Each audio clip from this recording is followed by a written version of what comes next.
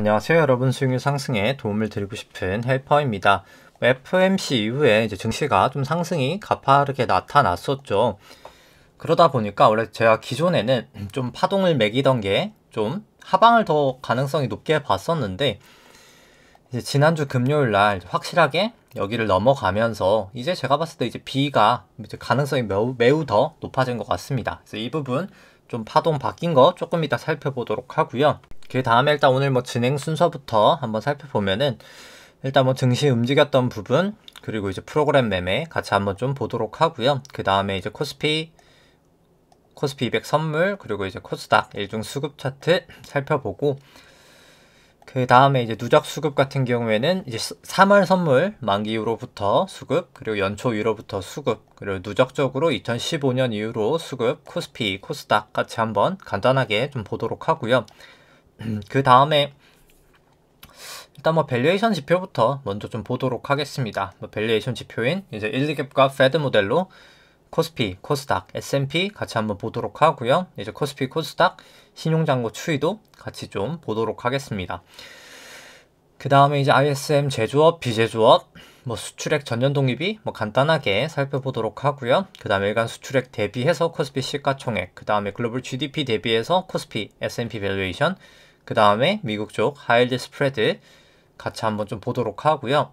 그 다음에 뭐 간단하게 PIR 미국하고 이제 영국 쪽 같이 한번 좀 보도록 하고요.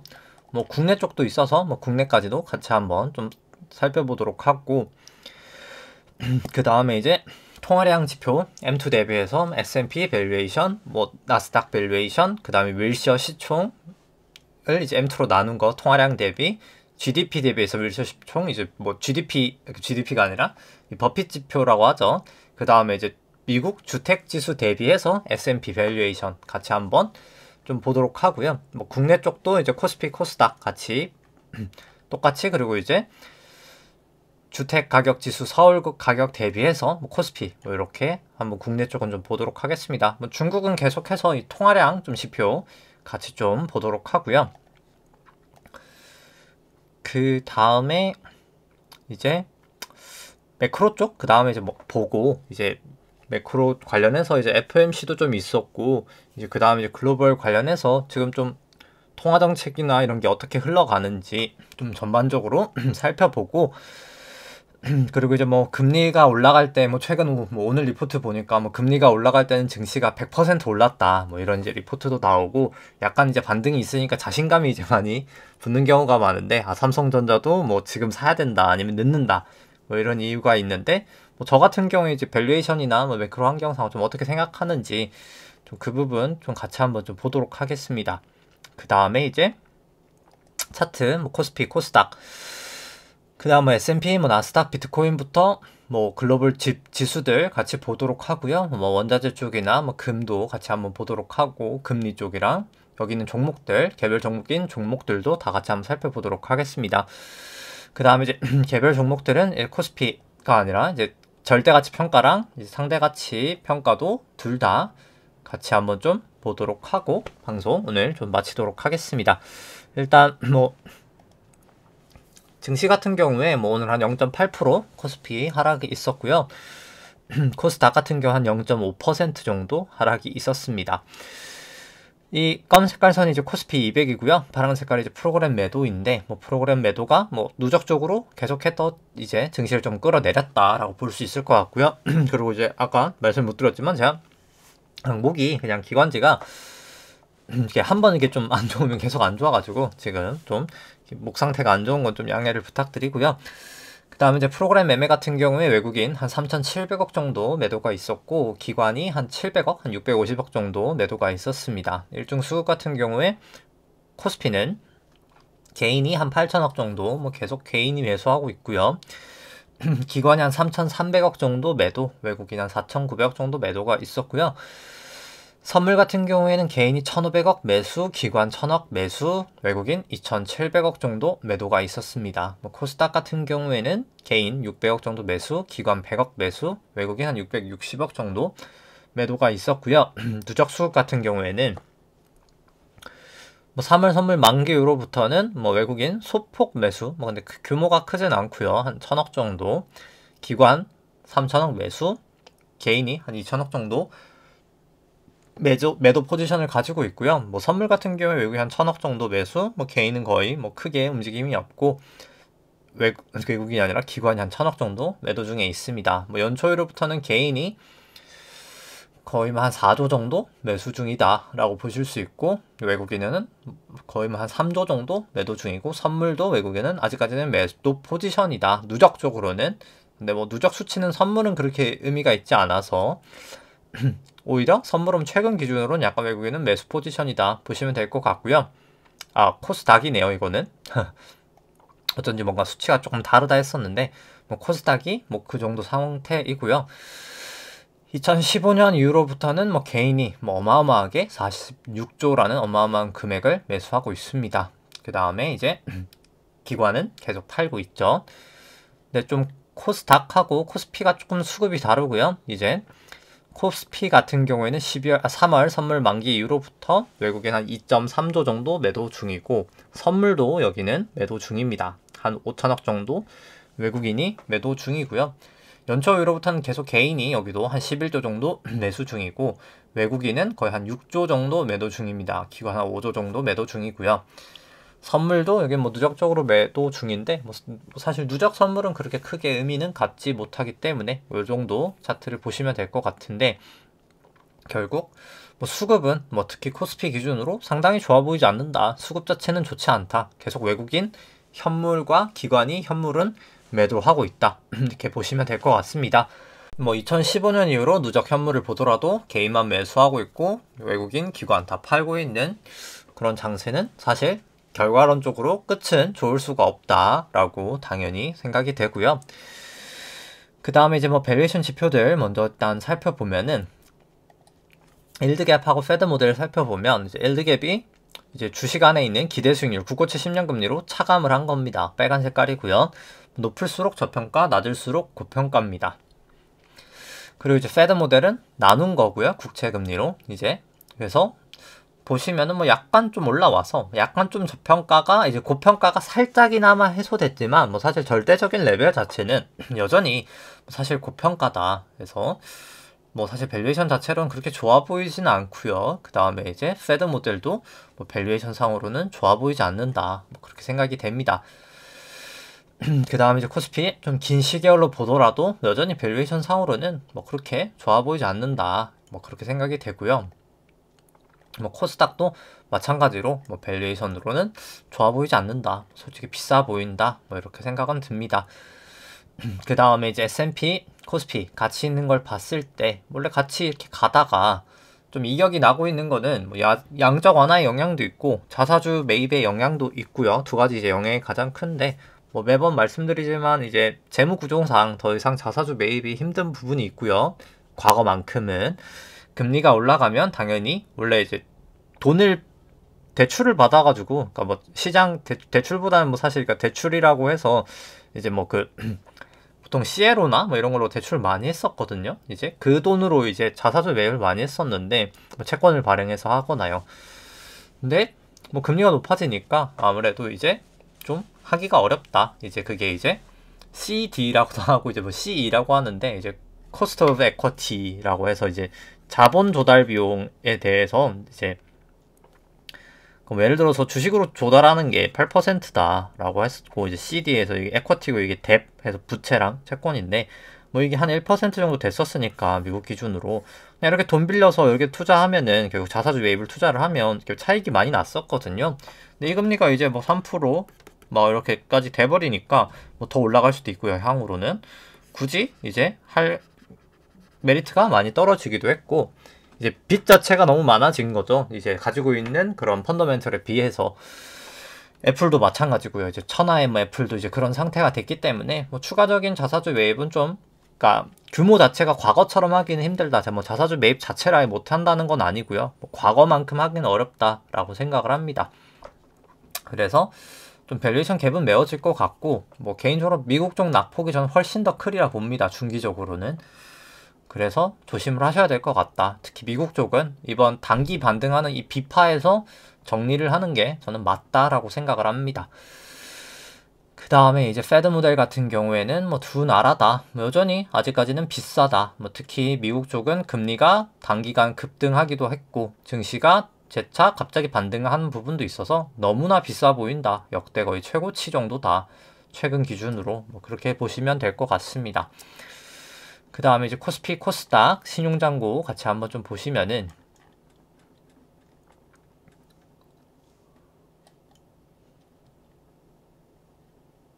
그리고 뭐 오늘 월요일날 방송하는 거는 이제 파동 좀 위치가 달랐기 때문에 뭐 최대한 뭐 빨리 알려드리는 게 나을 것 같아서 오늘 방송은 좀 월요일날 하고 있고요.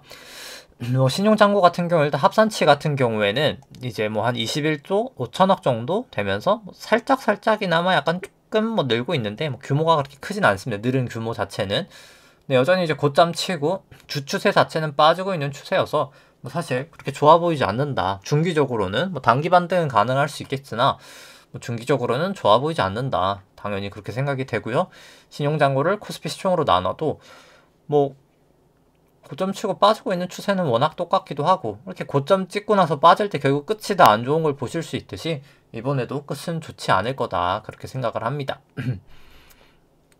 그 다음에 뭐 신용잔고 증감 속도도 당연히 이렇게 빠질 때가 끝이 안 좋았기 때문에 뭐 이번에도 어김없지 않을까 생각을 하고요. 뭐 코스닥은 차트만 보여드리고 뭐 설명은 생략하도록 하겠습니다. 그 다음에 이제 뭐 한국 수출액 전년 동기비, IFM, 미국 제조업, 비제조업 같은 경우에 다 고점 치고 이제 떨어지고 있는 추세이기 때문에 뭐 경기가 저는 안 좋다라고 생각하지 않습니다. 경기는 앞으로도 좋을 거라고 보고요. 근데 다만 그냥 경기 회복 가속도, 모멘텀 자체가 뭐 떨어지는 그 정도다. 근데 경기는 계속 좋을 거라고 생각을 합니다. 뭐 개인적으로 저는 스태그플레이션이 온다라고는 생각하지 않고요.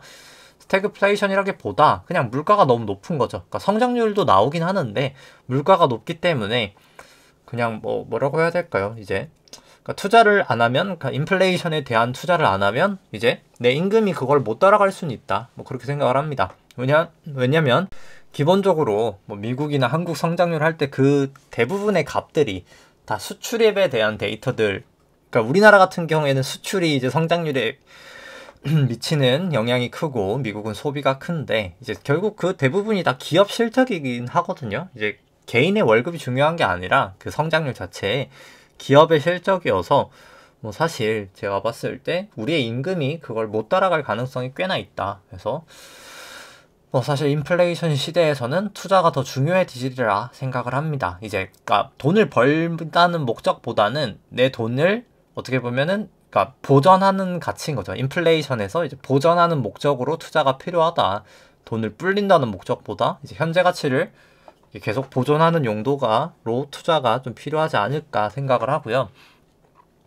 일간 수출액 대비해서 이제 시가총액 같은 경우 과거 고점 치고 빠지고 있어서 뭐 추세는 여전히 좋지 않다라고 봅니다. 글로벌 GDP 대비해서 이제 코스피 시총 S&P 같은 경우도 과거 고점 치고 빠지고 있기 때문에 뭐 당연히 좋아 보이지 않고요. 여전히 하이드 스프레드 같은 경우에 200일 이동평균선 여전히 넘고 있고 120일도 여전히 넘고 있고 50일도 여전히 뭐 많이 하락은 했으나 넘고 있기 때문에 뭐 단기적으로 위험선으로 전 좀 갈 수 있다고 보는데 어차피 중기적인 추세 자체는 이미 바뀌었다라고는 생각을 합니다. 그 다음에 이제 뭐 PIR 같은 경우에는 뭐 전에도 설명을 드렸었지만 P가 그냥 주택 가격이고요. PIR이 그러니까 Price Income Ratio인데 이제 I가 그냥 소득이라고 보시면 됩니다. 연평균 중위소득 네 이고요. 연소득이 뭐 제가 1억이라고 치고 집값이 10억이다 라고 치면 PIR은 10배가 나온다. 뭐 이렇게 보시면 될 것 같고요. 뭐 우리나라 PIR이 뭐 지금은 단기적인 기준으로는 최근 기준으로는 높은 게 맞는데 뭐 과거 2008년, 2003년 뭐 아니면 뭐 어마어마하게 과거 전에 보다는 싸다. 근데 이제 뭐 사실 단기적으로는 좀 비싼 편에 속한 건 맞고요. 국내 쪽은 뭐 미국 쪽도 보시더라도 뭐 미국은 거의 최고점 수준이죠. 영국과 당연히 부동산 가격도 그렇게 싸 보이진 않는다. 자산 가격들은 웬만한 건 다 비싸다. 지금 그렇게 보시면 될 것 같고요. 그 다음에 이제 미국 쪽 데이터 같이 이제 통화량 관련된 거 한국 쪽, 미국 쪽 같이 한번 살펴보면 이제 S&P를 M2로 나눈 거고요. 높을수록 고평가, 낮을수록 저평가입니다. 이거는 닷컴 버블 이후로 최고치 찍었다가 빠지고 있어서 뭐 추세는 좋아 보이지 않고요. 여기 레벨도 아직까지는 높고 뭐 나스닥도 마찬가지고요. 윌셔 5000 시총을 M2로 나눈 값도 뭐 고점 치고 빠지고 있는 추세, 그게 좋아 보이지 않습니다. 뭐 버핏 지표라고 불리는 윌셔 5000 시총 대비해서 GDP 같은 경우도 고점 치고 이렇게 빠지고 있기 때문에 뭐 반등은 조금 하고 있긴 하지만 뭐 그렇게 좋아 보이는 모습은 아니다라고 생각을 하고요. 이제 S&P를 미국 주택지수로 나눈 거고요. 뭐 결국 낮을수록 주식이 싼 거고 상대적으로 이제 높을수록 상대적으로 주식이 부동산에 비해 비싸다는 상대지표라고 보시면 됩니다. 지금 여전히 아직까지는 주식이 더 비싸다. 근데 이게 데이터가 12월 것까지밖에 안 나와서 12월 기준으로 그렇다라고 보시면 될 것 같고요. 한국 같은 경우 이제 코스피도 M2로 나눈 거 과거 고점 치고 빠지고 있어서 뭐 추세는 여전히 좋지 않다 생각은 들고 뭐 코스닥도 뭐 마찬가지입니다. 추세 좋아 보이지 않고요. 코스피도 똑같이 부동산 대비해서 봤을 때 특히 이제 서울 부동산 대비로 봤을 때 여기는 딱 레인지가 거의 그어지죠. 뭐 이렇게만 보더라도 한 이 정도라고 보면 되겠죠. 뭐 아직까지 더 내려갈 룸은 충분히 있다라고는 생각을 합니다. 뭐 그렇게 지금 뭐가 딱 비싸다 싸다 말하기는 좀 애매한 것 같죠. 지금 정도 레벨이면 뭐 그렇게까지 뭐 어디 한쪽이 비싸다 싸다 말하긴 어렵고 그냥 사실 둘 다 비싸다고 봅니다. 이건 상대지표니까요. 그 다음에 이제 통화량 대비로 해서 중국 쪽 봤을 때 M1 나누기 M2가 뭐 낮아서 뭐 그게 제일 좀 위험하다고 봅니다. 뭐 이때도 그렇고 이게 낮을 때 항상 증시가 급락을 합니다. M1 나누기 M2가 파란 색깔 선인데 낮을수록 그냥 돈이 없다는 말이거든요. 간단하게 그냥 쓸 돈이 없다라고 보시면 됩니다.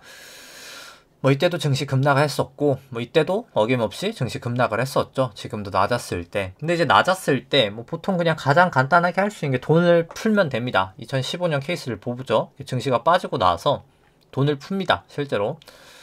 돈을 푸는데 그때는 물가가 낮았죠. 이때 보시면 물가가 낮았습니다. 그래서 돈을 풀어도 됐었어요. 물가가 높아져도 어느 정도 용인이 됐습니다. 돈 풀어서 물가가 높아져도 물가가 낮았으니까 뭐 당연히 경기가 안 좋은데 돈을 풀어야지가 뭐 당연한 거죠. 당연했던 건데 근데 중요한 거는 지금 아직까지는 물가가 높은 겁니다. 여기서 돈을 더 풀 수는 있겠지만 더 풀면 물가가 여기까지 안 가고 이제 더 갈 거거든요.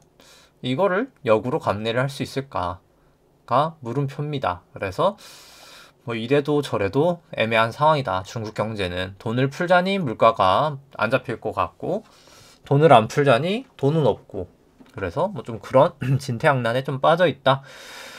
이렇게 보시면 될 것 같고요. 그 다음에 이제 매크로 할 때 나머지 부분 조금 더 자세하게 보도록 할까 했더니 지금 이제 보면 되겠죠. 지금 이렇게 보면은 뭐 결국 이제 그 FOMC가 있었는데 뭐 솔직히 그냥 시장이 생각하던 정도 수준에 나오긴 했습니다. 근데 뭐 그런 FOMC를 하고 나서 그러니까 뭐 FOMC 결과는 뭐 다 아시겠지만 금리 이제 0.25%를 올렸고요. 그냥 향후 올해 한 6번 정도 회의마다 금리 올리겠다. 0.25% 올리겠다. 그리고 성장률은 뭐 전망치 내리고 물가 전망치 대폭 상향하고 뭐 오히려 그 중립금리 자체는 좀 내리고 뭐 특별하게 뭐 특이한 이슈는 없었고 뭐 좀 지켜볼 게 있었다면 뭐 5월에 이제 자산 매입 축소인 QT를 할 수 있다. 뭐 할 가능성이 약간 높아 보이는 그런 발언을 했었습니다. 그래서 뭐 그 정도까지 나오면서 오히려 뭐 사람들이 불확실성 해소다. 뭐 이제 뭐 그냥 인플레이션도 잡히고 뭐 약간 다 괜찮을 거야. 이제 이렇게 하고 있는데 뭐 그렇게 생각할 수 있습니다. 생각할 수 있는데 뭐 그렇게 생각한다는 것 자체가 잘못된 건 아니지만 그럼 데이터상 진짜 그렇게 생각하는 게 맞나에 대한 검증은 필요하겠죠. 이제 그럼 그렇게 생각하는 게 한번 하나를 계속 한번 좀 살펴보도록 하겠습니다. 일단 실질금리로 한번 보면은 그 얘기가 만약에 진짜 맞다라고 하려면 연방준비은행이 올해 이번에 올린 거 포함해서 7번 금리 올리면 과연 물가가 잡힐까? 에서 뭐 사람들이 이제 물가가 잡힌다라고 생각했으면 이 실질금리가 튀었을 겁니다. 중요한 건 실질금리가 튀지 않았죠. 오히려 더 빠졌습니다. 이 말인즉슨 시장은 연준이 물가를 잡는다는 거를 아직 믿지 않는다는 말입니다. 믿지 않으니까 실제로 인플레이션, 기대 인플레이션이라고 하죠. 중요한 건 기대 인플레이션이거든요. 지금 일어나는 인플레이션이 아니라, 왜냐면 인플레이션을 만듭니다. 사람들의 심리가. 물가 올라갈 것 같은데, 올해 올라갔고 내년에도 올라갈 것 같은데 임금 올려달라고 하고요. 뭐 아니면 예를 들어서 뭐 제가 뭐 그냥 치킨집 사장님이라고 치면 물가 올라갈 것 같은데, 아니면 물가가 올라가? 그러면 이제 제가 치킨 가격을 올리고, 그 가격이 올리면은 또 뭐 다른 가격이 올라가고, 다른 가격이 올라가고, 다른 도미노 현상이 이렇게 나는 거거든요.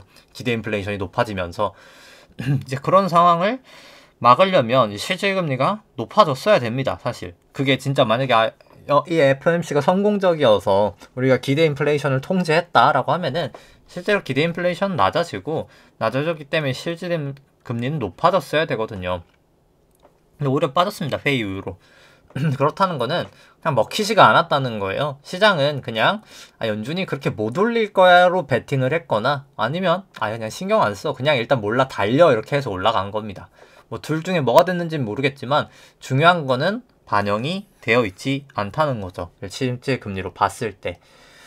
그래서 뭐 저 같은 경우 이제 비파가 올 거라고 봅니다. 이제 미국은 어느 정도 반등이 좀 기간적으로도 약간, 그러니까 막 제가 막 쭉쭉쭉쭉 앞으로 더 간다는 느낌보다는 한 달 정도는 아마 이렇게 올라가 있는 상태에서 머무를 가능성이 조금 더 있다. 뭐 조금 더 올라갈 수도 있고요. 뭐 그 정도로 보는데, 일단 그 부분 기술적 분석 때 보도록 하고, 일단 뭐 실질금리로 봤을 때 뭐 아직 반영이 안 돼 있다가 일단 첫 번째고요.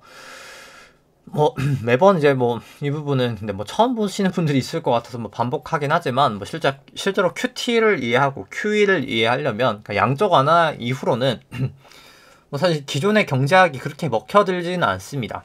왜냐면 기존의 경제학은 뭐 오늘은 좀 다른 얘기를 해보자면은, 똑같은 얘기긴 한데 방식을 다르게 해보자면은, 기존 경제학은 이제 합리적이고 효율적인 사람을 기반으로 하잖아요. 이제 가정이라는 것 자체가, 경제할 때 경제학 공부를 혹시 하셨던 분이 있으시면 이제 아시겠지만, 이게 기본적으로 시장은 효율적이다를 가정을 하거든요. 그렇기 때문에 애시당초 이렇게 상업은행이 지금 현금을 엄청나게 쌓아놓고 놓고 있는데, 은행이 가지고 있는 현금이 최소치라는 걸 가정을 합니다. 근데 지금은 그렇지 않거든요. 그러니까 과거의 경제학으로는 지금의 세상을 설명할 수가 없습니다. 그렇기 때문에 제가 이거를 맨날 똑같은 소리지만 약간 쇠뇌 형식으로 반복을 하는 겁니다. 왜냐면 경제학을 공부하셨다 하더라도 지금 이 내용을 이해를 하지 못하면 그 과거의 경제학은 지금 전혀 먹히지 않기 때문이죠. 이게 뭐 쓸모없는 거를 아무리 열심히 공부해서도 지금은 쓸모가 없었으니까 지금은 쓸모가 있는 거를 배워야 한다라고 생각을 합니다. 왜냐면 세상은 계속 바뀌기 때문에 뭐 향후에 제가 이렇게 얘기하고 있는 이것조차 쓸모 없어질 때가 있겠죠. 그때 뭐 제가 나이가 얼마가 됐던 간에 그걸 받아들이지 않으면 저는 투자를 실패할 가능성이 다른 사람보단 아는 사람보다 높아지겠죠. 뭐 그렇기 때문에 일단 지금 자체로는 이걸 아는 사람이 별로 없기 때문에 좀 아실 필요가 있다. 뭐 좀 지겨우실 수 있지만 반복해서 계속 좀 거의 세뇌할 정도로 이해를 하시는 게 필요하다 생각을 하고, 그리고 양쪽 하나는 그냥 간단하게만 설명을 드리면, 연방준비은행이 뭐 자산을 매입을 하는 게 맞습니다. 순서가 그렇게 가고요. 연준이 국채를 매입하면은 누가 국채를 팔겠죠. 100-100. 그럼 누가 다시 현금이 생기겠죠. 그럼 그 현금을 은행에 넣고요. 그럼 은행에는 빚이죠, 제 돈이. 근데 그럼 은행이 또 현금이 생기는데 그 현금을 지급준비금이라는 곳에 넣습니다. 그래서 양쪽 하나는 돈이 다 금융시장에서 돌죠. 실물경제로 안 가고.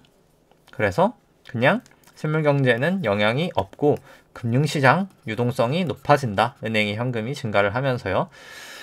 이렇게 가신다고 보시면 될 것 같고, 이제 양적 긴축이 된다라고 생각을 하면 연준이 스타트가 아닙니다. 연준이 먼저 스타트가 아니고요. 뭐 차입금이 증가를 하고 먼저, 그러니까 빚을 하던지 아니면 소비를 하던지 둘 중 하나입니다. 뭐 돈을 어딘가 쓴다는 거죠. 결국 뭐 대출을 받아서 쓰든 아니면 그냥 자기 통장에 있는 돈을 빼서 쓰든 둘 중에 하나인데, 대출을 했다 치면 대출이 은행에 백이 늘고요. 그 돈을 은행도 현금을 줘야 되잖아요. 현금 인출을 합니다. 연준에서 지급준비금을 이렇게 인출을 하면 연준의 부채가 떨어지면 자산도 떨어져야 된다. 그렇기 때문에 자산이 축소가 되어지는 거죠. 자신이 축소를 하는 게 아니라 되어지는 개념이다. 그럼 이렇게 되면 실물 경제에는 유동성은 공급이 되고 금융시장 유동성은 축소가 된다. 사람들이 양적 긴축이 유동성 축소다라고 이제 주어를 빼고 얘기하는데, 유동성이 축소가 되는 거는 그냥 금융시장에 대한 유동성이 축소고 실제로 실물 경제에는 돈이 풀리는 개념이다. 뭐 이렇게 이해를 하시면 될 것 같고요.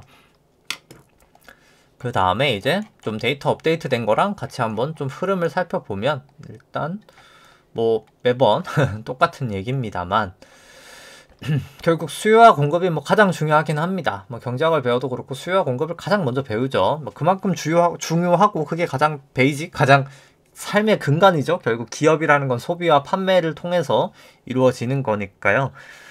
그냥 OECD 데이터를 토대로 한번 살펴보면은 소매 판매는 이제 수요고요. 산업 생산이 이제 판매라고 보시면 됩니다. 그러니까 결국 공급인 거죠. 이제 수요와 공급이라고 보시면 되는데, 이게 그냥 진짜 투자고요. 파란 색깔 선은. 원래는 이 선을 따라서 수요와 공급이 어느 정도 맞게 흘러왔었습니다. 그래서 뭐 인플레이션도 크게 오지는 않았고, 뭐 디플레이션도 그렇게 크지는 않았고, 그냥 뭐 완만한 2% 정도를 왔다리 갔다리 했었습니다. 실제로 물가가, 미국 물가가 뭐 3%를 갔던 적도 있고 1%를 갔던 적도 있지만 뭐 그렇게 크게 흔들림 없이 이동을 했었죠. 그냥 안정적인 수준에서 변화는 없이 그냥 흘러갔었습니다. 근데 코로나가 터지면서 참 라이프 스타일이 많이 바뀌었죠. 사람들이 소비가 폭등을 했습니다. 소비는 폭등을 했고요. 근데 뭐 공급적인 측면도 분명히 어느 정도는 있었기 때문에 공급량이 증가를 크게 하진 못했습니다. 그러니까 공급이 준 것까지는 아닌데 지금 당장으로는 수요가 는 만큼 늘지 못했고 과거 공급 공성까지도 가진 못했죠. 그러니까 두 가지 다가 작용을 했죠. 수요는 늘고 공급은 그만큼 많이 늘지는 못했고, 그러다 보니까 수요는 많고 공급은 많이 못 늘었으면 당연히 물건 가격은 높아지겠죠. 당연히 살려고 하는 사람이 더 많으니까요. 그래서 인플레이션은 발생하게 되고 기업들의 투자가 향후에는 증가하게 될 겁니다. 그러다 보니까 당연히 대출이 늘겠죠. 소비가 늘기도 하고요. 대출을 해서 소비를 하는 사람도 있고 기업이 투자를 위해 대출도 하고 하다 보니까 대출이 증가를 하게 됩니다. 이제 그게 이제 또 두 번째 단계인 거고요. 수요와 공급이 이제 호전이 되니까 대출이 증가하더라. 실제로 대출 증가율이 빨간 색깔이 2015년 5월 이후로부터 증가 추세를 보이고 있다라고 보시면 되고, 이제 이게 중요한 거는 일단 뭐 지급준비금 먼저 살펴보면 지급준비금 오히려 소폭 증가를 하긴 했고요. 이제 재무별방 계정은 소폭 감소를 했습니다. 이거 감소한 게 제가 봤을 때 이게 증가가 된 거인 것 같은데, 왜냐면 재정정책으로 돈이 풀리고 나면, 그러니까 이 재무별방 계정이 재정정책을 위해서 뭐 세금을 걷었거나 채권 발행한 금액이거든요. 줄어들었다는 것 자체가 재정정책 집행을 했다는 겁니다. 근데 집행을 하고 나서 그냥 그 돈이 바로 써지진 않잖아요. 이제 그게 이제 지급준비금으로 흘러 들어갑니다. 지급준비금은 이제 은행들이 보유하고 있는 현금을 이제 연방준비은행이 예치한 금액이고요. 그래서 뭐 재예치 금액이 커졌다라고 볼 수 있겠죠. 재정정책으로 집행됐던 게 여기로 다시 은행으로 좀 돌아온 게 있더라. 뭐 이 정도 느낌이고, 그냥 뭐 제가 좀 추가를 했던 거는 이 부채 증감률, 결국 뭐 자산 증감률이랑 거의 똑같다 보시면 되죠. 전년 대비해서 증감률입니다. 증감률을 좀 넣었고, 그 다음에 이제 이렇게 이 부채가 사실 중요한데요. 이제 자산보다도 사실 자산이 어차피 부채의 그림자 역할, 그러니까 부채가 자산의 그림자죠. 근데 부채가 더 중요한데 결국 뭐 유통통화는 그냥 프린트된 달러라고 보시면 되고, 지급준비금 아까 얘기 드렸다시피 은행이 가지고 있는 현금을 연방준비은행이 예치한 거다. 지급준비금이고, 재무불방 계정은 재정정책을 위해서 재무부가 세금을 걷거나 아니면 채권을 발행해서 모아놓은 현금이다 보시면 될 것 같고, 리버스 레포는 연방준비은행이 이제 단기 차입금을 조달한 금액, 빚진 금액이다. 근데 왜?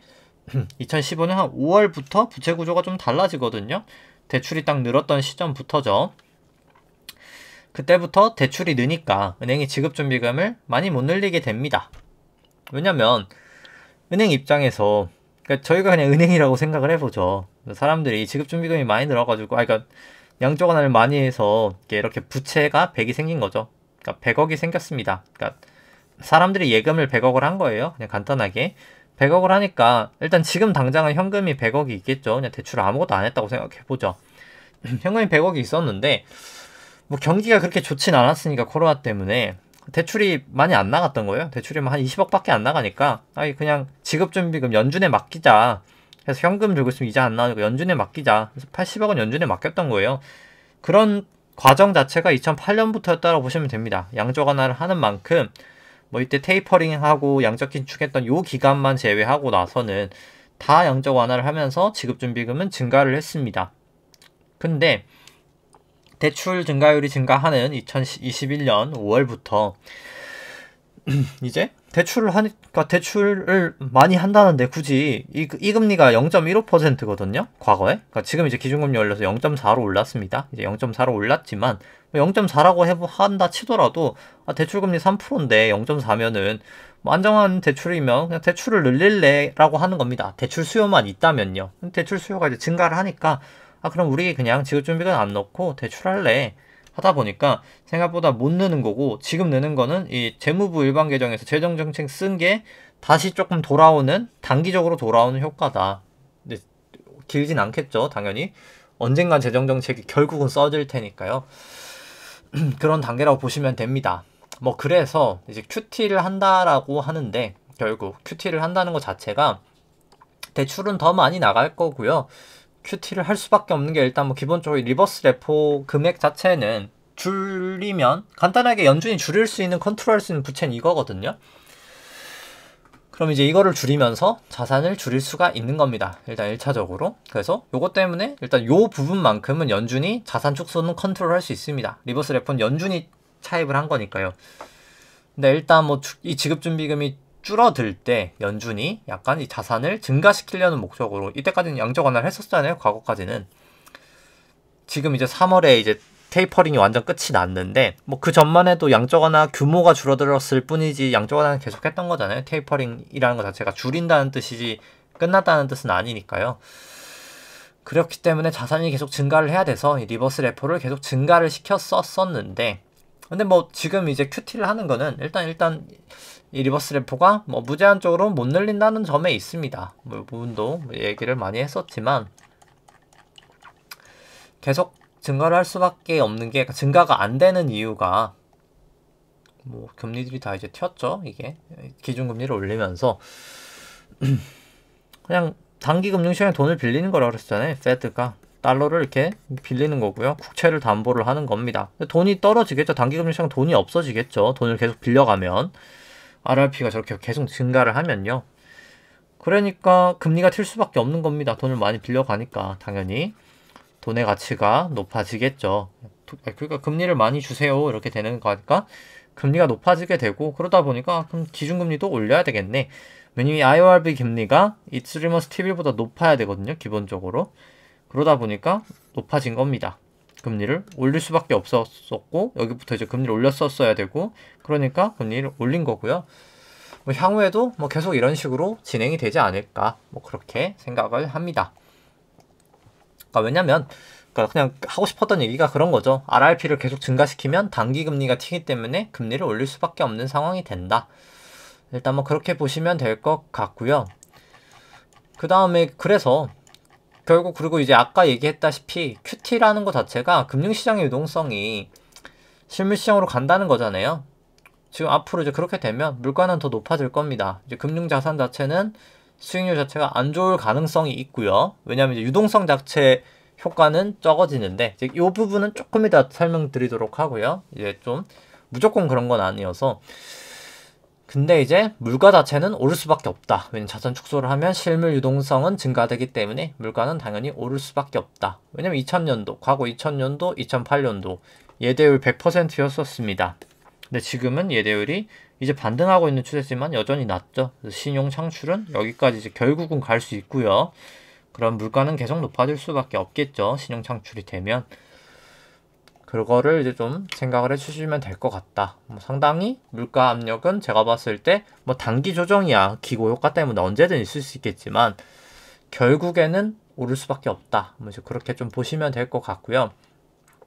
또 얘기를 하고 싶었던 거는 뭐 그런 말이 많죠. 금리 올라갈 때 증시가 오르더라 오히려 얘긴데 뭐 과거에는 그랬던 게 맞습니다. 이제 과거에 뭐 2015년부터 2019년까지 금리를 쭉쭉쭉 올랐는데 증시 더 오르더라.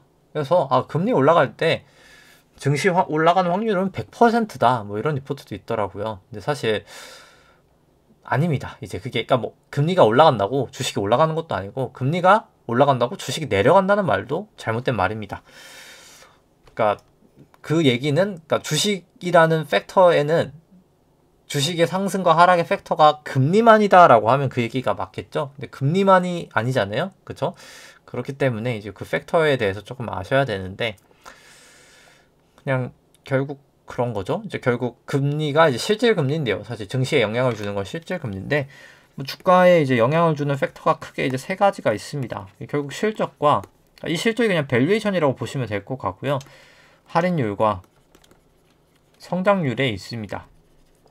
성장률. 어차피 근데 얘가 이제 실적하고 좀 비슷한 거죠. 실적의 성장률이니까요. 이건 이제 뭐 퍼든 뭐 PBR이든 뭐 그런 거라고 보시면 될 것 같고요. 그러니까 할인율이 높아진다 하더라도, 그러니까 결국 금리가 높아진다 하더라도 밸류에이션 자체가 낮으면 증시는 높아질 수 있습니다. 근데 이게 효과가 똑같으면 증시 횡보할 수도 있고요. 아니면 할인율 자체가 너무 높아져 버리면 실적에 비해서 주가는 떨어질 겁니다. 그래서 그냥 금리가 올라간다고 주식이 올라갑니다도 잘못된 말이고요. 금리가 내려가니까 주식이 내려갑니다도 잘못된 말입니다. 세 가지를 같이 복합적으로 봐야 된다는 말인 거죠. 그렇게 보시면 될 것 같고요. 일단 중요한 거는 할인율부터 좀 살펴보죠. 할인율 같은 경우에는 바닥을 찍고 결국은 올라갈 겁니다. 왜냐면 QT를 하니까 양쪽 하나를 안 함으로써 인위적인 실질금리 마이너스는 올라갈 겁니다. 그래서 제가 봤을 때 최소 10년물 기준으로 이거는 1%까지는 갈 겁니다. 그래서 금리가 거의 한 1.5% 인상 효과는 최소한은 나타날 거다. 일단 그래서 할인율은 높아지리라. 일단 기본적으로 생각해서 그건 증시의 압박 요인이라고 생각을 하고요. 뭐 과거 밸류에이션을 좀 살펴본다라고 하면은 결국 이제 S&P 쪽으로 한번 생각을 해보면 뭐 퍼 같은 경우에 이제 트레일링이라 뭐 설명 생략하도록 하고요. 이제 PBR로 살펴보면 PBR도 이제 트레일링이지만 뭐 과거 이제 2000년 거의 닷컴 버블 수준까지 밸류에이션이 왔다가 지금도 내려오긴 했지만 여전히 높은 밸류에이션입니다. 근데 이 높은 밸류에이션이 그럼 유지가 되려면 금리가 낮거나 수익성이 좋거나 둘 중 하나여야 되겠죠. 근데 금리는 제가 말씀드렸다시피 금리는 높아질 겁니다. 그럼 일단 이게 감당이 되려면 수익성이 높아야 되겠죠. 수익성이 높냐? 그럼 수익성은 그냥 과거보다 살짝 높은 정도 수준입니다. 그래서 솔직히 거의 그냥 같은 정도 수준이고요. 그래서 제가 봤을 때 중기적으로는 이 밸류에이션은 할인율이 이제 높아지면서 뭐 더 이상 버티긴 좀 어렵다. 저는 그렇게 생각을 합니다. 그래서 과거에 사람들이 금리 올라갈 때 증시 올라가더라 했을 때는 2015년이죠. 이때는 밸류에이션이 쌌죠. 이때 PBR이랑 지금 PBR을 하고 같은 상황이라고 말하면은 뭐 저는 뭐 사실 그건 좀 말이 안 되는 말이지 않나 생각을 합니다. 할인율은 높아지는데 앞으로 성장률도 뭐 성장률과 뭐 실적 자체도 그러니까 수익성도 과거랑 큰 차이가 없는데 밸류에이션만 높은 상황에서 단순하게 여기서 금리가 올라간다고 증시가 올라간다라고 말하는 거는 뭐 저는 좀 잘못되지 않았나 뭐 그렇게 생각을 합니다. 그러니까 뭐 그렇다고 뭐 제가 무조건 증시가 무조건 100%제 말만 믿으십시오. 무조건 빠진다라는 건 아니지만 적어도 이 이유는 논리적으로는 잘못됐다. 설사 증시가 올라갈 수는 있겠죠. 뭔가 뭐 예를 들어서 다른 이유가 있어서 올라갈 수는 있겠지만 일단 이 논리는 제가 생각하기에 맞지 않다. 일단 뭐 그렇게 생각을 하고요. 그 다음에 뭐 다른 게 또 있었네요. 이게 갑자기 이제 일단 뭐 그래서 금리랑 요 얘기는 드린 것 같고 그 다음에 또 제가 뭔가 하고 싶었던 얘기가 있었는지 기억이 가물가물한데 있었을까요? 있으면 뭐 기억이 나면은 이제 하다가 조금 이따 설명드리도록 하고요. 한국은행 같은 경우 데이터도 좀 보더라도 뭐 좀 업데이트가 1월께 이제 나와서 좀 살펴보면은 뭐 우리나라 예대로야 뭐 원래 그냥 워낙 높았고요. 뭐 지금도 그냥 높다. 그냥 계속 높다. 보시면 될 것 같고 거의 대출의 민족이죠. 우리나라는 대출을 워낙 잘하기 때문에 뭐 예대로 워낙 그냥 계속해서 높은 레벨이고 뭐 그냥 보여드리고 싶었던 거는 이제 부채, 우리나라 이제 한국은행 부채 증가율이고요. 부채 증가율, 이제 부채 증가율도 증가를 하고 앞으로도 더 증가할 수밖에 없는 게 전에도 얘기를 드렸었지만 부채 증가율이 증가를 한다는 것 자체가 우리나라 이제 자산 자체가 다 외화 자산이거든요. 외국 증권이 외화 자산인데 달러입니다. 달러. 그러니까 결국 뭐 수출을 해오면 달러를 받잖아요. 그 달러가 이제 다 한국은행으로 들어간다고 보시면 되는데 최종적으로 그 한국은행에 달러가 들어오면 우리나라 한국은행이 부채를 또 뭔가 증가를 시켜야 되잖아요. 이제 그거를 이제 보통 통한채를 많이 발행합니다. 통화안정증권이라고 해서 채권을 발행합니다. 보통 1년짜리, 뭐 길어야 한 2년짜리 발행을 하는데 그래서 유동성 공급을 맞는데 그거 자체가 이제 통화량이 증가되는 효과가 있는 거죠. 그래서 우리나라 통화는 달러의 수급과 영향이 있다라고 보시면 되고 근데 QT를 하면 제가 달러 공급이 증가된다고 했잖아요. 우리나라의 달러 공급이 증가를 할 겁니다. 물가적인 측면도 있고 여러 가지 측면으로 당연히 실물 경제 달러가 증가가 될 테니까요. 이제 그러면 우리나라 부채 구조도 더 상승이 될 수밖에 없다. 자산도. 그러면 통화량 증가하면서 우리나라도 인플레이션이 더 심화될 수밖에 없다. 근데 우리나라가 막을 수 있는 방법은 없다. 우리나라가 이런 자산 구조, 부채 구조를 유지하고 있는 한 뭐 구조적으로 그럴 수밖에 없다. 왜냐면 우리나라는 무역수지 흑자이죠. 그러니까 무역수지 흑자가 아니더라도 무역수지 흑자의 모양인 거죠. 결국 수출을 하는 나라다. 뭐 그렇게 보시면 됩니다. 달러가 증가하는 만큼 통화량은 증가될 수밖에 없다. 그래서 물가는 강해질 수밖에 없다. 뭐 사실 중기적으로 뭐 당연히 이제 계속해서 뭐 그렇게 생각을 합니다. 그 다음에 이제 드디어 이제 기술적 분석을 보면 되겠죠. 이제 제가 의견이 바뀌었습니다. 왜냐면 넘으면 안 될 구간을 넘었기 때문에 바뀌었는데 일단 국내 쪽부터 일단 먼저 살펴보면 일단 코스피는 코스피 200으로 보도록 하고요. 이제 1998년도 외환위기 저점부터 해서 엘리어트 파동이 이제 시작이다라고 저는 개인적으로 생각을 합니다. 그래서 닷컴 버블 때까지 1파, 닷컴 버블 하락이 2파, 금융위기 전까지 상승이 3파, 금융위기 하락부터 지루했던 조정이 4파, 그 다음 17년, 18년 상승이 5파라고 해서 크게 1파 완성되었다라고 보고요. 그 다음 미중 무역 분쟁, 코로나, ABC로 떨어지면서 큰 2도 완성이 되었다라고 봅니다. 2월까지 올라갔던 상승이 이제 작년 2월까지 3-1파라고 보고요. 지금 이제 3-2파가 끝났을 수도 있겠다라는 생각을 합니다. 근데 이게 A파로 끝이 났는지 A, B, C인지 조금 이따 한번 같이 한번 보도록 하고요. 그래서 이제 여기 저점하고 결국 여기 저점을 이렇게 그어서 채널링을 해봤을 때 고점 거의 다였었거든요. 그래서 채널은 맞았다라고 사실 생각은 들었었고요. 과거에도. 그래서 일단 뭐 과거가 중요한 건 아니라 이제 앞으로가 중요하겠죠. 그래서 이제 3-1파부터 조금 채널링을 해보면 그러니까 파동을 확인해보면 여기 1파, 2파, 3파, 4파, 5파에는 변함이 없습니다. 그래서 여기도 2파랑 4파를 그어서 3파 고점에다 올려놓으면 뭐 고점 잘 닿았으니까 여기도 채널은 유했고 그래서 여기 떨어질 때 여기 빠질 때 뭐 2번 정도 이제 매도할 기회는 있었다. 뭐 이렇게 생각은 들고요. 그 다음에 이제 여기가 5파 고점 치고 A파 하락하고 여기까지가 B파 상승하고 C까지 내려갔었고 ABC가 큰 A였다라고 보고요.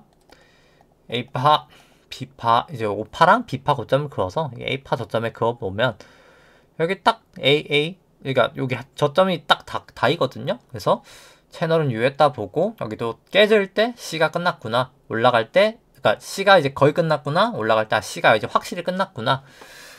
2번에 이제 좀 알 수 있는 기회가 있었고요. 그 다음에 여기 4파랑 또 A파랑 이렇게 그어보면은 여기 이제 깨졌을 때 깨질 뻔했다가 안 깨졌었죠? 다시 이제 깨질 때 C가 이제 확실히 시작됐구나. 이렇게 알 수 있었습니다. 그래서 일단 여기까지가 ABC가 A고요. 여기가 ABC로 B고 그 다음에 이게 1, 2, 3, 4, 5로 저는 C역가 끝이 여기서 났을 수도 있겠다라는 생각이 들었습니다. 이제 근데 국내 쪽은 여기 뒤쪽 파동이 좀 깔끔하지 않아서 솔직히 애매하고요. 여기 파동 카운팅을 하기엔 여기는 좀 애매하고요. 근데 이제 미국 쪽을 봤을 때 미국은 상대적으로는 좀 깔끔하기 때문에 여기가 끝이 났을 수도 있겠다라는 생각을 듭니다. 근데 뭐 일단 두 가지 가능성이 있죠. 국내는 파동이 깔끔하지 않기 때문에 그냥 이 C가 조금 더 남았다. 뭐 그럴 수도 있긴 하고요. 근데 뭐 굳이 뭐 미국 파동이 올라가는 파동이 잠깐 단기 파동이 올라가는 파동인데 뭐 국내에서 무리할 필요가 있을까가 일단 첫 번째고요. 그 다음에 일단 두 번째 이제 뭐든 간에 일단 똑같은 케이스기 뭐 더 빠진 다음이어도 똑같긴 한데 그러니까 일단 뭐 더 빠질 수는 있는데 여기가 끝났을 수도 있다. 일단 이건 둘 다 불확실하긴 하다. 근데 뭐 굳이 무리할 필요는 없다. 제가 봤을 때 일단 뭐 그거이고요. 그 다음에 이제 조금 이게 고민되는 게 우리나라 같은 경우 여기가 전 3회 2라고 보거든요. 근데 그럼 기간 조정이나 가격 조정이나 뭐 3회이면 여기 정도면 뭐 솔직히 아주 안 빠진 것도 아니긴 합니다. 뭐 꽤나 조정이 되긴 했어요. 확실히. 그죠? 우리나라 막 그만큼 많이 올라가지도 않았으니까요. 사실 2008년부터 생각을 해본다고 치면은 그래서 그냥 우리나라는 이게 A, B, C로 끝일 수도 있겠다라는 생각도 1번이고요. 첫 번째고요. 근데 이 A, B, C조차도 A고 B가 나온 다음에 C일 수도 있겠다도 가능은 합니다. 뭐 뒤에 조금 있다가 뭐 아까 코스피 밸류에이션들 보여드렸지만 뭐 그럴 수도 있겠다라는 생각도 듭니다. 그래서 밸류에이션만 봤을 때는 후자가 맞을 것 같고요. 제가 봤을 때 한 번 더 빠지는 게 맞다. 단기 반등 이후에 여기서 더 빠지고 올라가든 그냥 지금 올라가든 올라갔다가 한 번 빠지는 게 사실 밸류에이션 상으로 맞고 근데 뭔가 그냥 기술적 분석상 우리나라는 여기서 끝일 수도 있겠다라는 생각도 듭니다. 뭐 애매하죠. 이럴 때는 한국에는 굳이 숏을 크게 하거나 하진 않은 생각입니다. 근데 조금 이따 뒤에 설명드리겠지만 미국은 솔직히 저는 명확하게 더 빠진다고 보거든요. 중기적으로는. 그러면 굳이 그냥 안전한 미국에다가 숏 배팅을 하는 게 저는 더 맞지 않을까라고 생각을 해서 뭐 그냥 뭐 과거에 이제 트레이딩을 했던 게 생각을 해보면 이제 뭐 유튜브 방송한 이후로 기록이 남은 것만 얘기를 드리도록 하겠습니다. 기록이 남지 않은 걸 뭐 굳이 얘기를 해봐야 어차피 사람이 이제 신뢰도가 없는 얘기이기 때문에 그냥 기록이 남는 거로부터 얘기를 하면은 뭐 이렇게 올라갈 때 뭐 제가 삼성전자도 그렇고 여러 가지 주식들 다 올라갑니다. 사셔야 됩니다. 얘기를 하던 시절이었습니다. 그래서 잘 올라갔어요. 근데 이제 너무 과하게 올라간 거죠. 이제 그래서 이때부터는 제가 팔아야 됩니다. 숏을 쳐야 됩니다. 라고 해서 풋옵션을 이때는 국내만 했었습니다. 제가. 그래서 뭐 많이 수익을 얻습니다. 근데 이때 B지 않을까 했는데 너무 그러니까 B는 맞았죠. B는 맞긴 했는데 너무 빨리 베팅을 한 거죠. 여기서 했어야 되는데 그래서 손실을 또 좀 봅니다. 그랬다가 6.25 때 이제 그땐 또 롱숏으로 둘 다 합니다. 그러니까 쉽게 말해서 콜옵션, 풋옵션 다 매수를 했었어요. 그래서 내려가는 거를 잘 먹습니다. 그러니까 내려가다가는 이제 풋만 베팅을 한 거죠. 이제 선물 매도랑 잘 먹고 뭐 여기까지도 잘 먹었습니다. 뭐 결국 뭐 쭉쭉쭉쭉 지나와서 여기까지 내려와서 잘 먹고 근데 여기서도 제가 다시 더 빠지지 않을까. 사실 계산치상으로는 이 ABC가 333까지는 빠져줘야 되거든요. 근데 뭐 꼭 가야 된다라는 뭐 절대적인 건 아니지만 갈 확률이 꽤나 높은 확률이기 때문에 숏 배팅을 계속 했다가 기준선을 넘는 거 보고 그냥 미국도 이미 넘어간 파당에 일단 숏은 다 청산을 했습니다. 당연히 여기서 올라가는 만큼 손실을 받겠죠. 물론 뭐 여기서 내려갈 때 번 돈이 훨씬 더 크긴 합니다만 뭐 그래도 누가 들어도 큰 금액은 손실을 받습니다. 뭐 왜냐면 번 돈이 워낙 크기 때문에 뭐 요거만큼 헤어도 뭐 작은 건 아닌 거죠 사실. 그래서 손실을 봤다 일단. 근데 뭐 그럼에도 불구하고 그냥 지금은 좀 그냥 조심해서 나쁠 건 없다. 뭐 이 정도 구간이고 일단 그 다음에 이제 일목균형표 괴선으로 한번 봤을 때 일단 기준선을 넘었다가 오늘은 또 다시 하회를 하면서 뭐 추세가 아직 확실히 정해지진 않았고 내일은 또 이제 기준선 자체가 내려올 겁니다. 고점이 내려오죠 이제. 근데 고점이 여기 있으니까 뭐 크게 내려오진 않을 거긴 합니다만 일단 여기 최고점 쳤던 26일 동안에 고점이 변경이 되긴 합니다. 이제 내일 되면 변경이 되겠죠. 그래서 뭐 사실 추세가 아직은 명확하진 않았고 미국이 굳이 넘어간 상황에서 무리할 필요는 없어 보인다. 근데 이제 보통 기간을 봤을 때 이 기간은 제가 봤을 때 조금 이따 미국 얘기를 하도록 하죠. 조금 제가 봤을 때 한 달? 최소 한 달 정도는 그냥 지지부진하게 한 요 정도 수준에서 머물지 않을까. 일단 가능성이 조금 더 높다라고는 봅니다.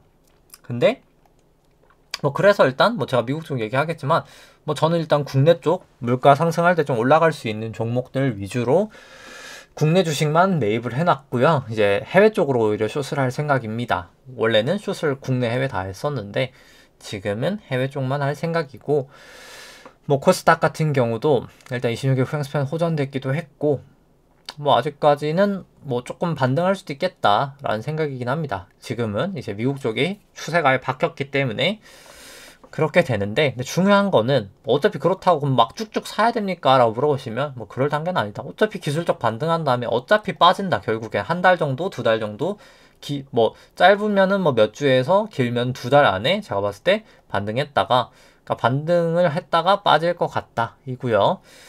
뭐 코스닥 150도 그렇고, 이제 미국 쪽 한번 살펴보면은 뭐 긴 추세로 봤을 때 2009년도 이제 금융위기 저점부터 해서 여기까지 1파, 2파, 여기가 3회 1, 3회 2, 3회 3, 3회 4, 3회로 3파, 여기가 이제 트라이앵글로 4파, 5파 고점을 치고 결국 A, B, C로 저는 더 빠진다고 보고요.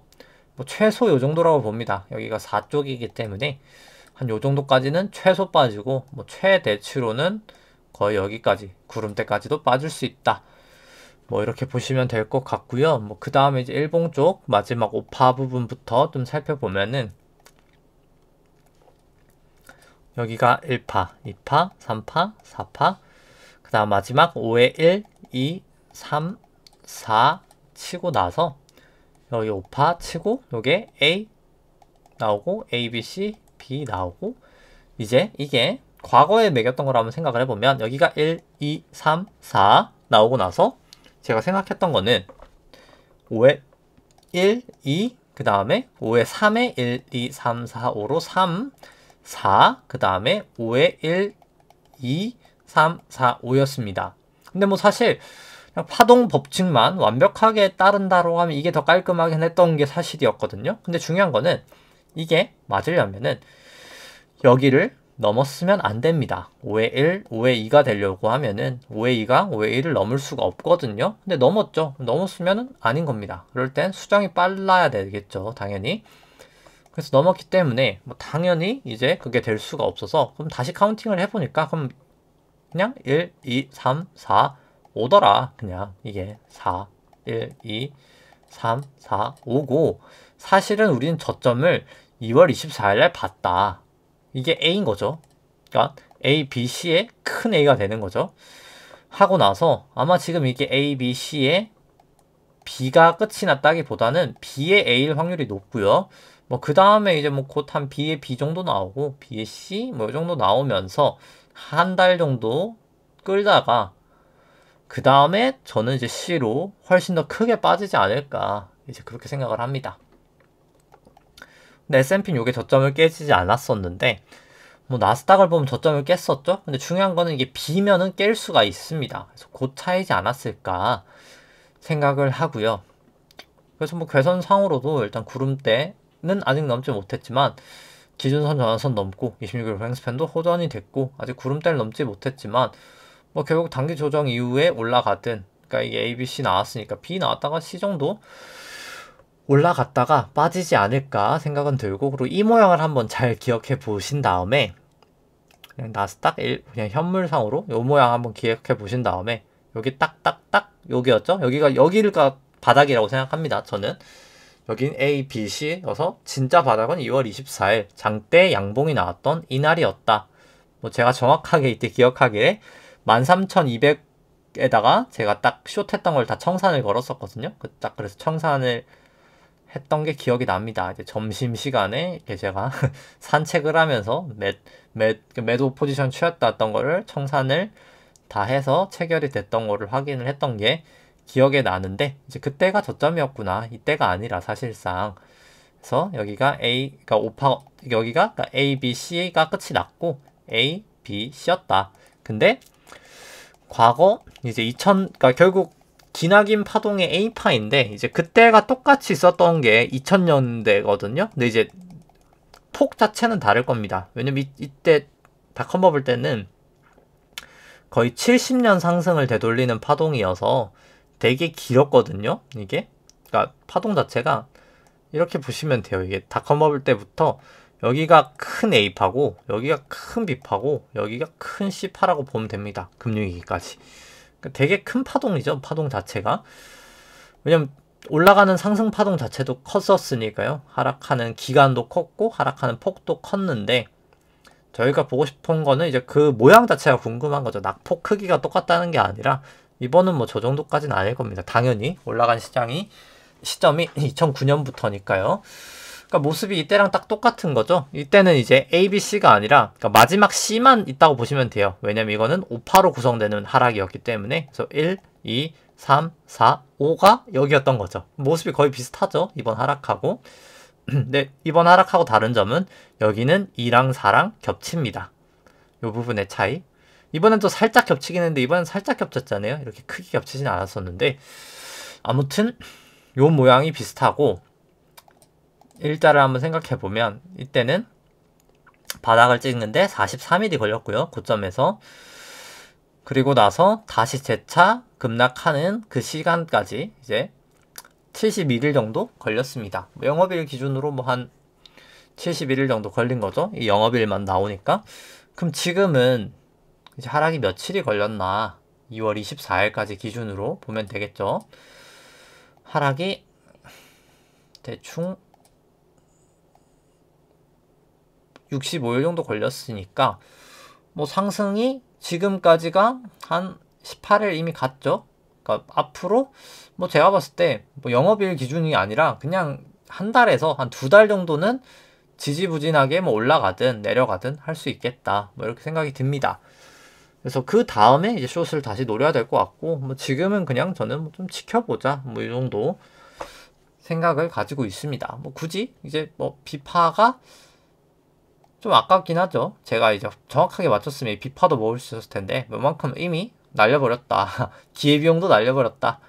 긴 하지만 뭐 지금 들어가기보다는 뭐 좀 조정받고 차라리 롱에 들어간다고 해도 뭐 그게 더 맞지 않을까 생각을 하고 좀 이야기하고 싶었던 게 그럼 언제 숏을 해야 될까라고 한번 또 생각을 해보면 이 주봉상 구름대에서 지지를 보였잖아요. 결국 그냥 간단한 건 다시 이 주봉상 지지대를 완전히 깨지면 그때 가자. 근데 제가 봤을 때 이게 뭐 한 요 정도까지 갔다가 이렇게 빠지지 않을까. 한 요 정도에서 제가 봤을 때 이렇게 쭉쭉쭉쭉쭉 빠지지 않을까. 뭐 저는 한 10,000에서 7,000 사이 정도 봅니다. 하락을.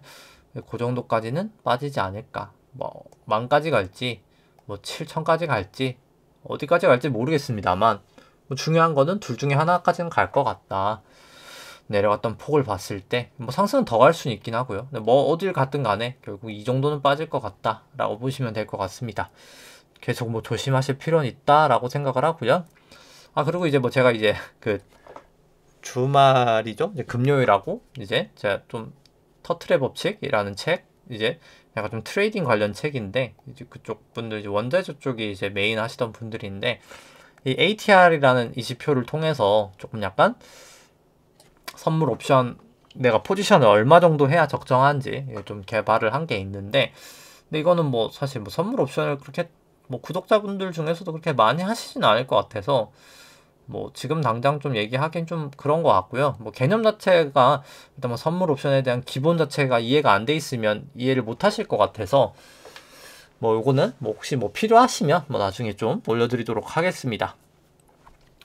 그러니까 적정 규모를 구하는 거죠. 그러니까 내 포트폴리오에서 얼마를 해야 되고 지금 변동성 상황에선 어떻게 해야 되는지인데 그냥 괜찮다라고 느꼈던 점은 일단 일봉상으로 보면은 이 ATR이라는 것 자체가 그러니까 그냥 간단하게 그거거든요. 그냥 이게 숫자가 531 이렇잖아요. 이게 그냥 14일 동안 14일짜리니까 뭐 거기 터틀은 20일짜리 평균을 쓰긴 합니다만 뭐 저는 뭐 14일에서 낫지 않나 생각합니다. 변동성이 좀 더 빠르게 움직이는 게 전 낫다라고 봐서 그 기본이 14이기도 하고요. 근데 뭐 숫자야 뭐 개인의 취향이고 이 변동성이 결국 아까 이게 퍼센트 포인트거든요. 이 PT 요 나스닥 움직임 그러니까 뭐라고 해야 되죠? 이게 그러니까 나스닥이 움직인 폭 자체의 길이인 겁니다. 이게 14일 동안의 평균 변동 폭인 거죠.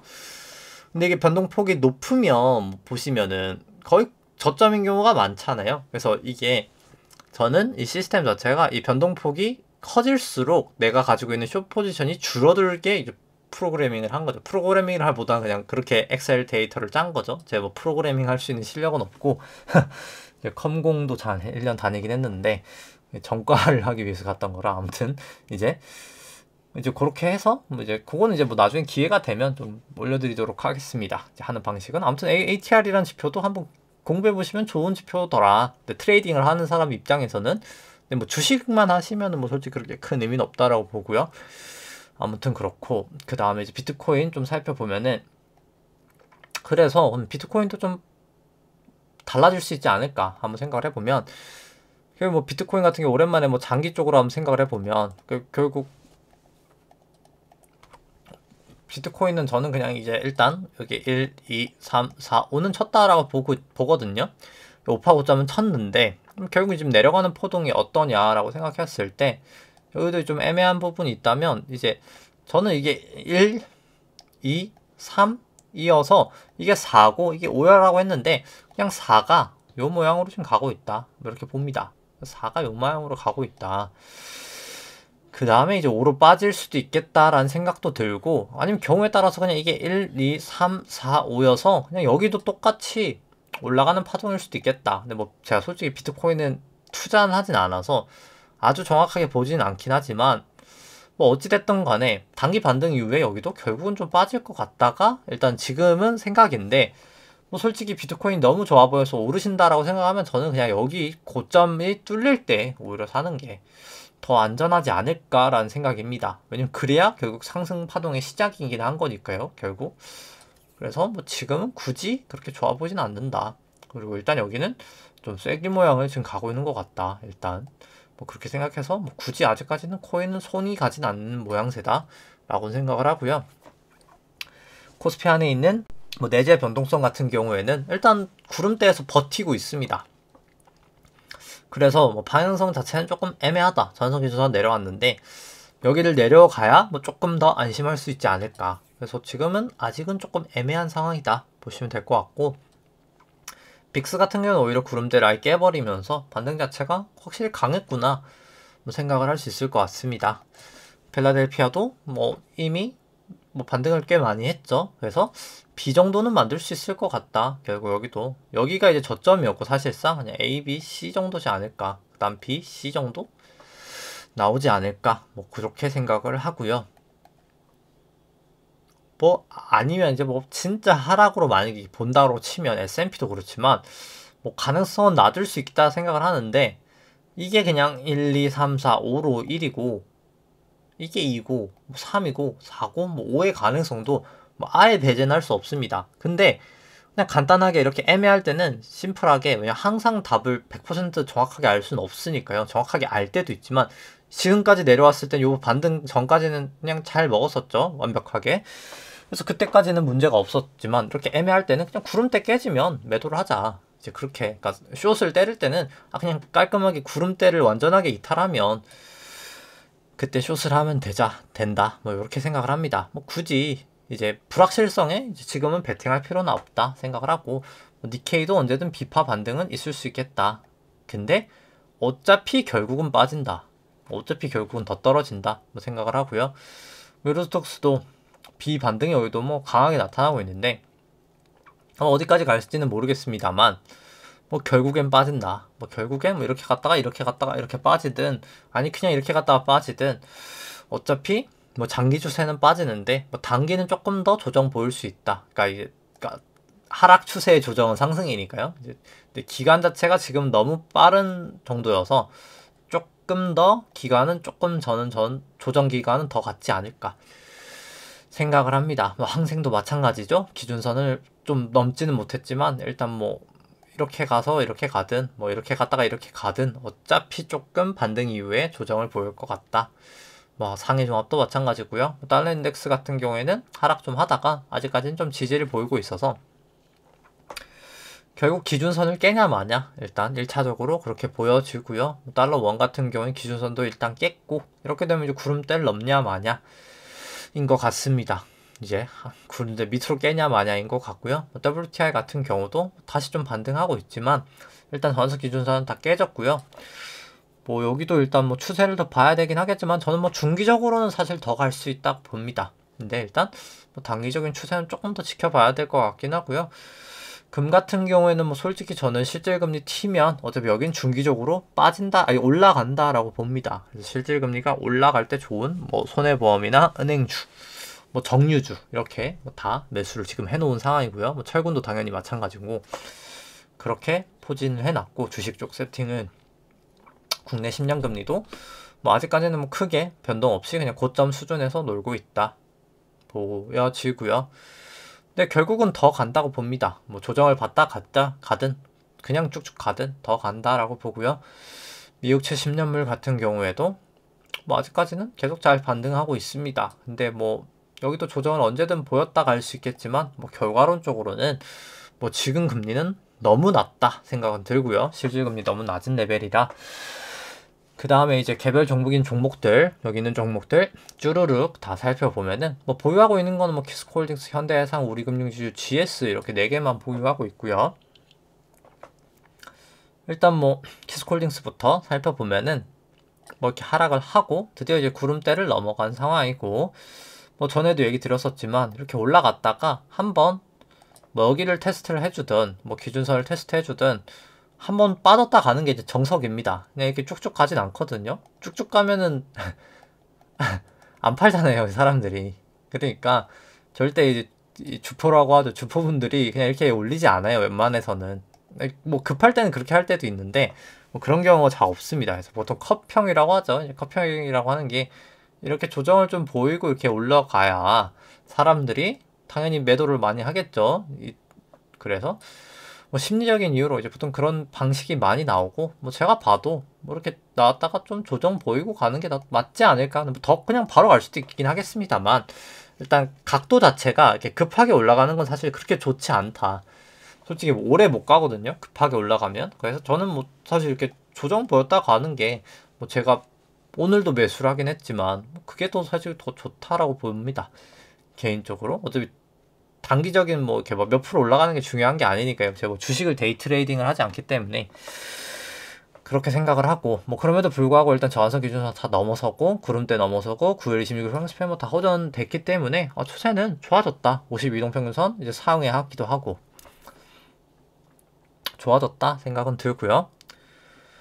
그 다음에 이제 절대가치 평가로도 주가상으로 한 내재가치상 한 73,000원까지 갈 수 있는 내재가치여서 뭐 충분히 갈 수 있다. 뭐 그리고 여기는 뭐 사실 그 주주 환원 정책이 제일 중요한데 액면 분할 이미 했었죠. 그 시기가 액면 분할이 제가 기억하기로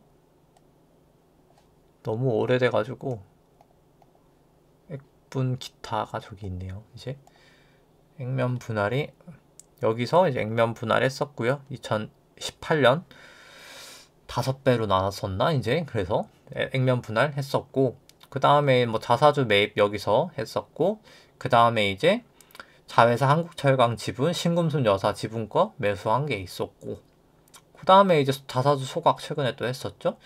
뭐 제가 생각했던 단계가 유상감자 빼고는, 그러니까 유상감자를 하냐 아니면 주가를 올린 다음에 부스팅을 하냐였는데 뭐 유상감자 빼곤 다 진행이 착착착착 잘 됐다 봅니다. 다만 시간이 걸렸을 뿐. 이제 이때 이후로부터 제가 뭐 매수 추천 영상 한 요 정도쯤 올렸던 것 같은데 제 기억 속에서. 이제 어쨌든 결국 뭐 시간은 뭐 좀 한 1년 걸렸지만 중요한 거는 뭐 다 착착착착 결국은 되고 있다. 그러니까 좀 느리지만 되고는 있다 보시면 될 것 같고, 뭐 결국 여기 구름대까지 넘어가야 조금 더 화끈하게 갈 것 같다, 주봉상. 이제 그렇게 한 생각은 들지만 어차피 방향성은 위로 간다. 왜냐면 대주주도 어차피 세금 내야 되거든요. 주식담보대출을 지금 받았는데 세금은 아마 올해였나? 다 끝날 텐데 어차피 세금으로 주식담보대출로 세금을 냈지만 그 주식담보대출 갚아야 되잖아요. 어차피 갚아야 되면 뭐 제가 봤을 때 주식 팔아서 할 것 같습니다. 물납을 할 것 같은데, 그러니까 주식 가치를 올린 다음에 제가 봤을 때 그거를 아마 뭐 블락딜을 하든 뭐 어떤 방식을 하든 이제 뭐 그건 대주주의 마음이고 주가를 올리긴 할 것 같습니다. 그래서 그때 대주주 던질 때 우리도 던지면 되지 않을까, 뭐 그렇게 생각을 하고요. 일단 뭐 아직까지는 더 간다. 그리고 뭐 그냥 산업 섹터 같은 경우에도 뭐 철근 섹터는 충분히 지금 좋은 상황이다. 뭐 그렇게 생각을 합니다. 그 다음에는 이제 그 현대해상도 이제 보유하고 있는데, 현대해상도 뭐 특별히 추세상으로는 문제는 없고요. 전선 기준 다 올라가고 있고, 그래서 추세상 문제 없고, 결국 중기가 아니라 여긴 장기, 초장기 추세인 구주봉상으로 뭐 제가 봤을 때 전선 넘고 기준선 넘고 결국은 쭉쭉쭉쭉 가지 않을까 생각을 합니다. 이제 왜냐면 그냥 상대가치 평가는 워낙 싸고요. 주가가 기대 수익률이 높을수록 싼 건데, 뭐 지금 거의 21% 정도 나오는데 말도 안 되게 싼 거거든요. 이게 지금 최근 기준으로 19.3인데 이것도 정말 엄청나게 싼 거라 다른 회사에 비하면 너무나 싼 밸류에이션이다 생각을 하고, 뭐 금리가 올라갈 때 사실 좋은 회사거든요. 운용 수익이 더 많아지기 때문에. 그래서 금리 인상할 때는 뭐 손해보험은 솔직히 필수지 않나. 현대해상은 너무 싸다. DB도 싸지만 DB에 비해서도 현대해상 너무 많이 싼 것 같다 생각을 합니다. DB 같은 경우에는 그냥 피어로만 보긴 하는데 밸류에이션이 조금 더 비싸서 현대해상이 낫다 보여지고요. 우리금융지주 같은 경우에는 일단 기준선 부근에서 좀 그냥 지지 정도 보이고 있고, 구름대랑 26일 변화일이 와서 뭐 좀 위든 미치든 튈 것 같은데, 뭐가 됐든 간에 어차피 그냥 여기는 그냥 제가 봤을 때 그냥 섹터상 결국엔 갈 것 같다 인 것 같습니다. 그래서 그냥 뭐 계속 매수를 하고 있고요. 저 같은 경우에 이제 파생으로 번 거로 매수를 하고 있습니다. 그래서 일단 뭐 1차적인 매수는 이제 거의 다 끝났고, 매집은 전 주식은. 그래서 뭐 꽤나 이제 대규모로 다 매수를 해놨고, 근데 뭐 솔직히 뭐 더 빠질 수 있다고 봅니다. 왜냐면 비파 기간 동안에는, 그러니까 A파 또 빠졌었잖아요. 비파 기간 동안에는 뭐 실질금리가 뭐 그렇게 높아지진 않을 수도 있다고 봐서, 왜냐면 이렇게 내려갈 때 전 높아질 거라고 보거든요. 뭐 때문에 조금 지지부진할 수 있겠으나 어차피 요 10파 때 파생으로 번 돈으로 저는 더 살 생각이어가지고 일단 뭐 그냥 그런가 보다 라고 주식 쪽은 생각하고 있습니다. 뭐 제가 주식 좀 그렇게 크게 아주 민감하게 관리를 하지는 않아서 뭐 그렇게 보고 있고요. 일단 뭐 그냥 기술적 분석 상황은 뭐 좋지도 않고 나쁘지도 않고, 근데 뭐 솔직히 지금 장세에서는 이 정도면 매우 좋은 거죠. 사실 거의 기준선 위에 있는 종목은 흔치 않아서 뭐 그런 상황이고, 상대가치 평가로 봤을 때 여기도 뭐 과거에 비해선 비싸진 게 맞지만 여전히 그냥 16% 정도면 싸다. 지금 16.5%면 뭐 상당히 저렴한 밸류에이션이다 생각을 합니다. 여전히 아직은 싸다 생각이 들고, 하나금융지주도 뭐 싸긴 하지만 우리금융지주가 더 싸다. 그래서 우리금융지주가 낫다 생각은 들고, JB 같은 경우에는 조금 더 싸지만 싸야 될 이유가 있다. 왜냐면 지방은행이기 때문에. 제가 뭐 지방을 무시하는 발언이 아니라 여기가 이제 포트폴리오가 다변화가 훨씬 덜 돼 있기도 하고, 아무래도 지방 쪽이 조금 더 손해율이 더 높습니다. 실제로. 그러니까 손해율이라는 건 이제 그거고, 갑자기 그 기억이 안 나네요, 용어가. 그 대손 비용이죠. 대손 비용이 더 높기 때문에. 그리고 이제 대출 자체의 리스크 자체가 더 높은 상황에서 중소기업 대출이 더 많은 상태에서 뭐 그렇게 크게 밸류에이션 차이가 안 나면 대은행이 더 맞다라고 보여지고요. KB 같은 경우는 워낙 리딩사기 때문에 밸류에이션이 비싸서, 그러니까 상대적인 밸류에이션 비싸서 그냥 뭐 그림의 떡으로 쳐다보고 있다. KB 같은 경우, 신한 같은 경우에는 그래도 여기도 리딩인 거 치고는 싼 편이라 KB보다는 신한이 낫다. 뭐 이렇게 생각을 합니다. 신한도 뭐 솔직히 이 정도면 싼 편이긴 한데, 뭐 저는 지금 증권보다는 오히려 그냥 은행 순수가 좋다고 봐서 오히려 우리은행만 그냥 들고 있다 보시면 될 것 같고요. 그 다음에 이제 삼성전자 같은 경우에는 오늘 하락하면서 전환선을 하락을 했는데, 그래서 뭐 국내가 좀 애매하죠. 제가 좀 국내는 솔직히 지금 파동이 좀 애매하다고 봅니다. 그래서 뭐 그냥 이게 A고 이게 A, B, C 이렇게 갔다가 C로 갈지, 그냥 C를 끝났다 하기엔 삼성전자 너무 낮긴 하거든요. 그래서 이걸 봤을 때는 뭐로 가나 사실 한 번 더 빠지긴 할 것 같습니다. 근데 이제 올라갔다가 빠지냐 그냥 바로 빠지냐의 차이인 것 같은데, 뭐 좀 애매하긴 하네요 이거는. 그래서 뭐 솔직히 뭐 10만 정자 저는 간다라고 치는데, 뭐 언젠간 가겠지만 뭐 저는 먼 뒤에 가지 않을까. 그러니까 일단 지금 단기적인 가능성은 좀 낮지 않나 생각을 합니다. 뭐 좀 올라갈 수도 있겠지만 기술적으로 어차피 여기 고점은 못 넘기고 전 빠진다라고 보고요. 일단 뭐 절대가치 평가를 보더라도 밸류에이션 뭐 그렇게 매력적이진 않다라고 보여지고, 왜냐면 뭐 제가 이게 37% 플러스라고 하는데 이렇게 얘기를 하는 게, 제가 맞춰놓은 게 이때가 삼성전자가 적정하다라고 밸류에이션을 맞춰놨거든요. 그러니까 뭐 사실 이때가 적정하지 않거든요, 실제로. 그러니까 조금 더 플러스가 나오는 거죠. 그래서 할인율을 제가 그때 그렇게 조정을 해놨기 때문에 이제 솔직히 이게 싼 건 아니다라고 보시면 될 것 같고요. 그 다음에 이제 뭐 상대가치 평가를 보더라도 뭐 솔직히 삼성전자는 한 8% 정도 하회를 할 때마다 고평가였었는데, 뭐 이번에도 똑같이 7.9 치고 고점 치고 빠졌었죠. 근데 지금 기대 수익률이 10%밖에 안 돼서 그렇게까지 높지가 않거든요, 과거에 비해서. 그러니까 주가가 그렇게까지 싼 게 아니죠. 그래서 뭐 솔직히 중기적으로는 전 좀 더 빠질 거라고는 보여지고, 밸류에이션 상으로는 금리를 조정한 금리 조정 기대 수익률로는 지금 뭐 과거 최고치 정도로 비싼 거죠. 그래서 뭐 솔직히 10만 전자까지 간다고 하는데 뭐 밸류에이션으로는 솔직히 잘 모르겠다가 일단 제가 생각하는 의견입니다. 뭐 그렇게 굳이 10만 전자를 가야 될 이유를 잘 모르겠다 인 거고요. 뭐 갈 수도 있겠죠, 다른 이유로. 근데 저 이유로 밸류에이션으로는 제가 봤을 땐 좀 어렵지 않을까 생각을 하고, 하이닉스 여기 5파 치고 A파인데 이게 B파가 끝이 났냐 아니냐가 좀 애매해지긴 했습니다, 미국 쪽 차트 때문에. 그래서 여기 이제 구름대를 좀 지지를 하냐 마냐가 중요할 것 같고요. 근데 일단 뭐 기술적 분석도 기술적 분석이지만 뭐 올라가면 뭐 올라가는 대로 따라갈 수는 있겠지만, 일단 여기도 밸류에이션 자체가 뭐 그렇게까지 매력적이진 않아서, 이 실적 변동성에 비해서 밸류에이션 자체가 그렇게 매력적이진 않아서 선뜻 손이 가진 않는 종목인 것 같고요. 상대가치 평가도 여긴 이쪽 정도가 이제 고점 치는 라인인데 지금이 그렇게까지 싼 건 아니거든요. 분명히 조정은 보였지만 그렇게까지 싼 건 아니어서 뭐 그렇게 선뜻 손이 가는 밸류에이션까지는 아닌 것 같다. 뭐 그렇게 막 엄청 저평가다 라고 말할 정도는 저는 아니라고 생각을 합니다. 현대차 같은 경우도 뭐 정확하게 파동이 지금 국내 조금 애매하긴 합니다만, 뭐 솔직히 굳이 떨어지는 칼날 잡을 필요 전혀 없다라고 보고요. 그리고 현대차 같은 경우는 밸류에이션 자체가 비쌉니다. 절대가치 평가도 좀 꽤 많이 비싸서 뭐 솔직히 손이 안 가고요.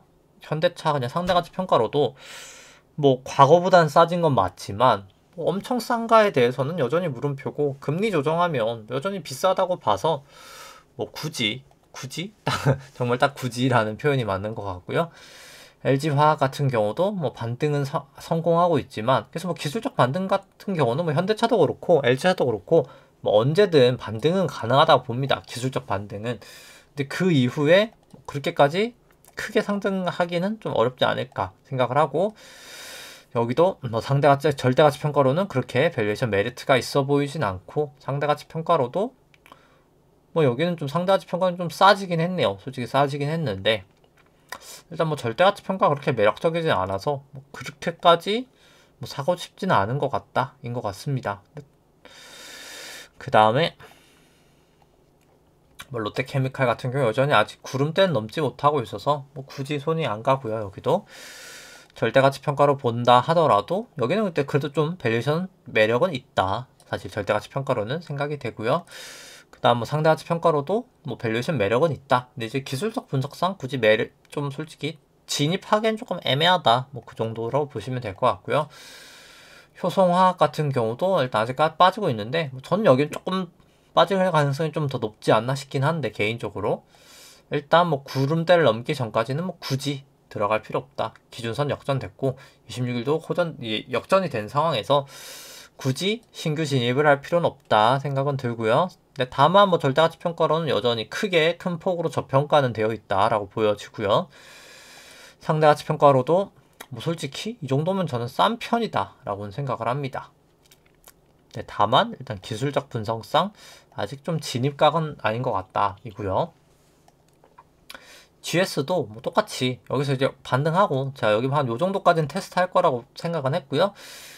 여기까지 테스트하고 아마 좀 반등할 수 있지 않을까 뭐 이렇게 생각을 합니다. 뭐 아직까지 좀 지켜봐야 되겠지만 뭐 그걸 봐야 될 것 같고요. 그리고 여기 뭐 절대가치 평가로도 뭐 상당히 저평가가 되어 있고, 제가 봤을 때 상대가치 평가로도 상당히 저평가가 되어 있기 때문에 뭐 충분히 매수가 가능한 종목이다. 뭐 정제 마진도 상당히 좋다. 유가가 올라가는 것보다 정유사는 정제 마진이 중요한데 정제 마진이 상당히 좋다 라고 보시면 될 것 같고, 뭐 KT도 나쁘진 않은 것 같습니다. 추세가 일단 뭐 다 개선들이 횡보를 거치면서 다 호전된 상태라 뭐 굳이 여기서 뭐 이렇게 구름대를 깨지기 전까지는 매도할 필요는 없다. 종목 자체는 좋은 종목이다 생각은 들고요. 절대가치평가로도 충분히 저평가되어 있다라고 판단이 되고, 그 다음 상대가치평가로도 뭐 충분히 이 정도면 싸기는 싼데 이게 금리를 조정했을 때 조금 비싸서 제가 아직까지는 매수는 하진 않았습니다. 왜냐면 인플레이션 해치 기능이 그렇게까지 크진 않거든요, KT가. 섹터 자체는 참 좋은 섹터라고 보는데 이게 인플레이션 시기라 그게 조금 마음에 걸려서 아직은 지켜만 보고 있다라고 보시면 될 것 같고, DLNC 같은 경우는 이제 고점을 치고 조금 빠지고 있지만 뭐 솔직히 밸류에이션 자체는 싸다. 근데 뭐 여기 일단 기술적 분석상으로는 여기 기준선이든 여기 구름대를 지지하는지를 좀 봐야 될 것 같다. 못 뚫리고 뚫리면 굳이 들고 갈 필요 없다라고 생각을 하고요. 절대가치 평가로도 여기는 충분히 저평가는 많이 되어 있다 생각은 하고요. 그 다음에 이제 상대가치 평가를 봤을 때도 저평가는 많이 되어 있다. 레벨 자체가 싸죠. 이게 거의 20% 가까이 되고 있기 때문에 회사 자체는 상당히 저렴하다. 뭐 그렇게 생각을 합니다. 그 다음에 이제 뭐 카카오 같은 경우는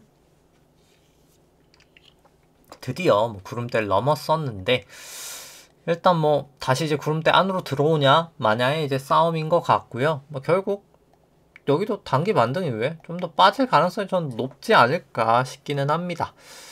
근데 일단 뭐 좀 봐야 되긴 할 것 같고요. 여기 일단 여기 122동 평선에서 좀 걸리긴 했는데 조금 봐야 될 것 같긴 하고, 근데 뭐 절대가치 평가로도 뭐 그렇게까지 저평가가 되어 있지 않아서 뭐 솔직히 뭐 인플레이션 시기에 뭐 테크주가 저는 뭐 그렇게 좋아 보이는 선택지는 아닌 것 같다 라고 생각을 합니다. 뭐 상대가치 평가로도 뭐 그렇게까지 메리트가 커 보이지는 않는 것 같고요. 그 다음에 이제 네이버 같은 경우도 뭐 반등은 하는데 뭐 솔직히 기술적 반등 정도다 생각을 하고 있어서 뭐 반등이 뭐 이렇게까지 온다 하더라도 그냥 그걸 역으로 매도 기회로 삼는 게 맞지 않을까 생각은 들고요. 네이버 같은 경우엔 밸류에이션 자체도 고평가가 되어 있다 생각을 하고, 상대가치 평가로도 뭐 그렇게 싸 보이진 않는다. 금리 조정까지 하면은 더욱더 그렇다 생각을 하고요. 그 다음 뭐 셀트리온 같은 경우도 거의 비슷하죠. 지금 테크주들이랑.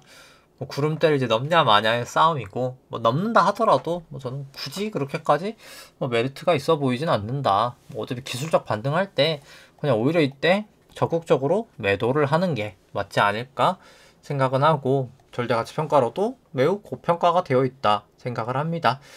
상대가치 평가로도 뭐 과거 대비해서는 싸졌지만 뭐 솔직히 그냥 레벨 자체가 5%가 높지 않다. 기대 수익이 5%를 보고 주식 투자를 하지 않는다. 당연히 뭐 그렇게 생각을 하고요. 그 다음에 이제 삼성바이오로직스 같은 경우도 뭐 거의 비슷한 모양새죠. 올라오긴 했지만 뭐 굳이 제가 봤을 때 기술적 반등에 속지는 말아야. 이렇게 갔다가 이렇게 빠지든 그냥 빠지든 어차피 뭐 지금 그렇게 좋아 보이진 않는 것 같고요. 차트 모양도. 절대가치 평가로도 밸류에이션은 상당히 좀 부담이 저는 크다라고 보고요. 삼성바이오로직스는 계속해서. 그 다음에 이제 상대가치 평가로도 뭐 저는 여기는 항상 비싸서 굳이 사고 싶은 밸류에이션이 아니다 생각은 들고요. 그 다음에 NC소프트 같은 경우도 뭐 언제든 기술적 반등 정도는 좀 있을 수 있겠지만 뭐 굳이 뭐 이렇게 떨어지는 칼날을 잡아야 될까 생각은 들고요. 절대가치 평가를 봤을 때도 뭐 그냥 지금 정도 사실 주가가 저는 적정한 주가다. 레벨 상으로 그렇게 생각을 합니다. 상대가치 평가로도 뭐 싸진 건 맞는데 여기도 금리 조정했을 때 그렇게 싸진 않아서 뭐 굳이 그렇게 막 손이 가진 않는 것 같습니다.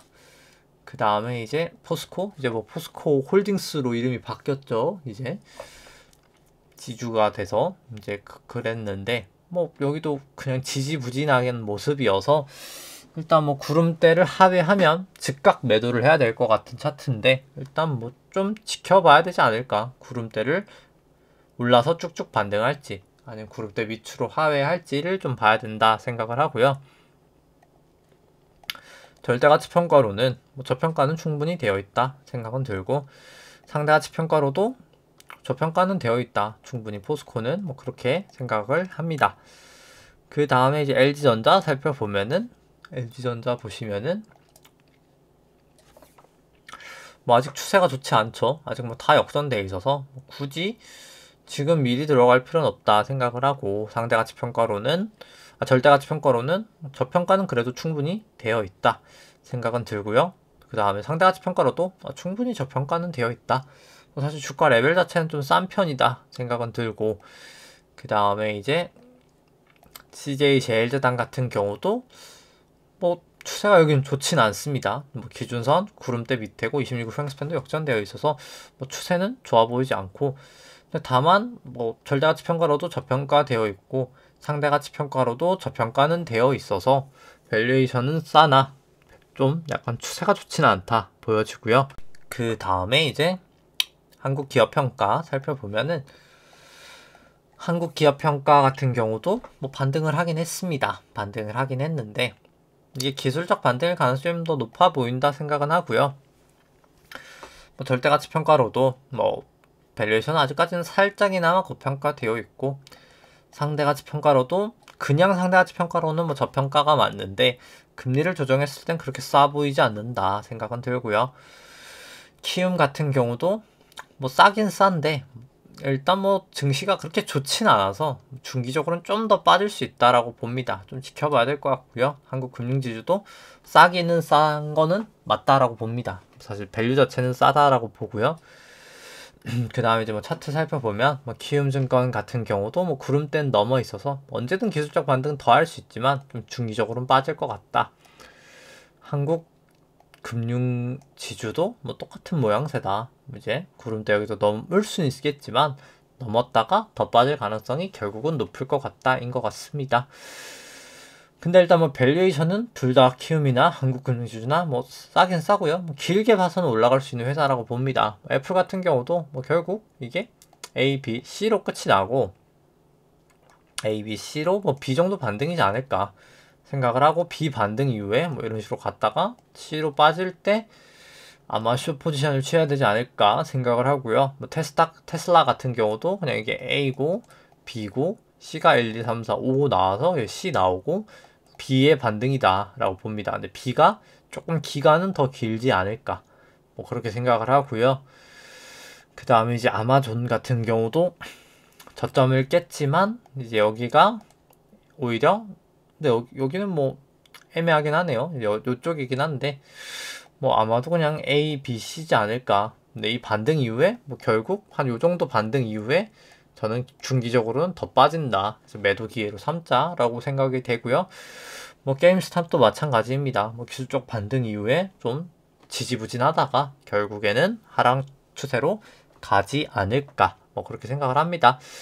투자라는 게 뭐 결국 참 고집을 버리고 감정적인 부분을 버리는 게 어렵다고 생각을 합니다. 나스닥 같은 경우에는 제가 선물 숏을 했던 게 여기서부터 숏을 했었어요. 이제 선물 숏을 여기서부터 했다가 뭐 고점이 나왔는데 뭐 이게 그냥 1, 2, 3, 4 오겠구나 라고 해서 가만히 들고 있었다가 여기서 이제 팔았다가 다시 이쪽에서 샀다가 그래서 쭉 잘 먹었다가 여기서 제가 아까 얘기 드렸다시피 13,200 정도에서 다 전량 매도를 하고요. 그러니까 샀던 걸 청산을 하고요. 매도를 했으니까 매수를 해서 청산을 하고, 여기서 다시 이제 또 다 청산을 했다가 좀 삽니다. 이제 숏을 또 해요. 그래서 잘못 판단을 해서 추가로 이렇게 쭉쭉쭉 사다가 여기서 넘어갈 때 손절을 다 해버린 거죠. 저도 요건 이제 잘못된 판단이었다라고 생각을 하고, 근데 중요한 거는 이제 지금부터 조금 참아야 될 기간이라고 봅니다. 아까 얘기도 드렸었지만 여기가 65일 정도였는데 아직까지 비조정 기간이 17일밖에 되지 않아서 기간상 제가 봤을 때 못해도 여기서 한 30일? 영업일로니까 뭐 더 가겠죠? 뭐 솔직히 한 달도 넘을 거라고 봅니다. 영업일로. 그래서 뭐 최소 한 요 정도는 가야 되지 않을까. 최소. 이 기간 자체가. 최소 요 정도는 가야 된다고 봐서 그냥 아까 얘기 드렸다시피 그냥 요거 구름대를 깰 때 매도를 하면 되지 않을까 생각을 하고, 그러니까 매도를 말하는 건 제가 봤을 때 선물 매도를 말하는 거고요. 오히려 주식 같은 포지션은 뭐 인플레이션 해지가 되는 자산이 아니라고 치면은 올라갈 때마다 정리를 하시는 게 맞지 않을까. 분명히 이제 심리적으로 올라가면 다시 이제 올라가는 거 아니야? 라고 생각할 수 있거든요. 2015년부터 2019년까지 금리가 올라가는데 주식도 올라갔대 라고 이제 얘기를 많이 나올 텐데, 그러면서 그냥 그럼 사야지 주식을 해서 주식을 샀다가는 그냥 제가 생각하기에 반등 이후에 더 크게 와르르르 두 가지 가능성 중에 하나로 무너지지 않을까 생각을 합니다. 오히려 올라갈 때를 반등할 때 매도 기회로 삼으시고, 주식 매도 기회를 삼으시고, 뭐 저는 오히려 인플레이션 주식으로 그냥 매수를 해놔서 지켜보고 있다가, 뭐 주식 조금 손해보더라도 지켜보고 있다가 내려갈 때 숏 포지션을 잘 취하려고 보고 있습니다. 그래서 뭐 일단 뭐 계속해서 대응을 좀 잘해야 될 구간이지 않을까. 왜냐면 2009년도 이후로부터 이 기나긴 상승분을 되돌리는, 여긴지 지금 잘 보이지가 않는데 뭐 제가 확대하기 좀 그렇고, 뭐 기나긴 상승을 이렇게 되돌리는 구간이기 때문에 뭐 낙폭도 길기도 하고 크기도 할 거거든요. 그래서 좀 그거를 잘 대응하시면 좋지 않을까. 이렇게 올라가기만 했었으니까 미장을 해야 된다, 미국 주식을 해야 돼 라고 하지만 근거는 그냥 하나죠. 그냥 과거에도 계속 오르더라 인데, 그럼 과거에 올랐으니까 앞으로도 계속 오른다는 건 논리적이지 않잖아요. 그래서 그럼 과거에는 왜 올랐고 앞으로는 왜 오를 수 있는지 아니면 내릴 수 있는지를 좀 분석을 하실 수 있는 게 필요하지 않을까 생각을 합니다. 그러니까 뭐 제가 꼭 맞다라기보다는 뭐 저도 당연히 틀린 부분이 있을 텐데, 그럼에도 불구하고 뭔가 논리적인 데이터를 토대로 보지 않으면 결국 믿고 싶은 대로만 믿을 수밖에 없다. 내가 미국 주식을 사면은 어떤 이유를 대서든 나는 올라가는 이유만 생각하면서 그 이유만 찾게 될 거고요. 내려가는 숏 포지션을 취한다라고 하면 어떤 이유를 대서든 내려갈 거야 라고 하면 뭐 그런 이유는 무조건 있긴 하거든요. 당연히 이게 내려가야 될 이유는 항상 있긴 합니다. 올라가야 될 이유도 항상 있고요. 그래서 꼭 그렇게 하시지 않으시고 좀 누가 봐도 객관적으로 좀 판단을 하시면 좋지 않을까. 그리고 뭐 제가 항상 말드리다시피 제가 최근에 숏을 많이 했지만 제가 뭐 숏성 회자가 아니거든요. 대출을 받아서 주식을 사는 사람이어서 저는 뭐 롱이든 숏이든 결국에 뭐 마치 그런 거죠. 투자는 말이 중요하지 않다고 생각을 합니다. 얼마나 버느냐가 중요한 거지. 뭐 내가 오를 거야. 뭐 내가 말했잖아. 오른다고 말했잖아. 오른다고 말한 게 중요한 게 아니라 그래서 사서 먹었는지가 중요하고요. 내린다고 말해서가 중요한 게 아니라 그래서 내린다고 말했으면 사서 먹었는지가 중요합니다. 그리고 그게 한 번이 아니라 10년, 20년, 30년 꾸준히 진행될 수 있냐가 중요한 거겠죠. 그래서 꾸준히 할 수 있는 본인만의 방식도 계속 필요하고, 객관적으로 할 수 있는, 객관적으로 계속 이길 수 있는 그런 냉정한 기준들이 계속 필요하지 않을까 생각을 하고, 저 같은 경우에는 아까 파생 트레이딩이 솔직히 말해서 제 수입의 거의 주거든요. 뭐 저 주식을 하고 있긴 하지만 뭐 주식이 제가 수익률이 안 좋진 않아요. 주식이 수익률이 좋은데 파생 쪽이 워낙 커서 제가 진짜 간만에 수익률을 뽑아보니까 제가 투자 기간이 꽤나 긴데 이 말을 하기가 좀 민망스럽긴 한데 이제 한 3자리가 넘긴 하거든요. 그래서 근데 이제 사실 그 수익이 대부분 다 파생이에요. 다 파생. 그러니까 대부분이 파생이에요. 왜냐면 주식은 연평균을 20-30%를 넘기기가 쉽지는 않거든요. 기본적으로. 시간이 길어지면. 뭐 주식은 한 그 정도 될 것 같은데, 근데 이제 파생을 끼지 않으면 연평균 수익률이 3자리가 넘어가는 게 솔직히 쉽지는 않아서, 저는 솔직히 뭐 거의 뭐 맨 처음에 이제 투자에 입문하게 된 거는 가치 투자자였지만은 뭐 지금도 가치 투자자를 하고 있지만 약간 그런 거죠. 저는 트레이더를 통해서 돈을 벌어서 가치 투자에 돈을 넣는, 전 주식이 안전자산이라고 생각을 하거든요. 현금에 비해서. 그러니까 현금이 더 안전할 때가 있죠. 분명히 하락장일 때, 이렇게 하락장일 때 현금이 안전한데, 기본적으로 그러니까 이렇게 내려갔을 땐 제가 그래서 주식을 지금 막 사잖아요. 이제 근데 내려갔을 때 오히려 현금보다 주식이 물가적인 측면에서는 안전자산이 맞기 때문에 때에 따라서, 사실 자산도 때에 따라서 계속 유동적으로 바꿔주셔야 되고, 뭐 롱 포지션이든 숏 포지션이든 그러니까 유난히 비관론자들은 항상 내려간다라고만 얘기하고 낙관론자들은 항상 올라간다라고만 얘기하잖아요. 그런 건 좀 버리시고 좀 유연하게 올라가든 내려가든 대응을 하시는 게 결과론적으로 그럴걸 저럴걸이 아니라 결국 통장 잔고로서 얘기를 하는 거잖아요. 이제 그게 정말 차곡차곡 기나긴 시간 쌓여가시지 않을까 생각을 합니다. 이제 그래서 오늘 방송은 여기까지 하도록 하고요. 또 다음 주에 찾아뵙도록 하겠습니다. 이상입니다. 좋아요와 구독 누르시면 감사하겠습니다. 이상입니다.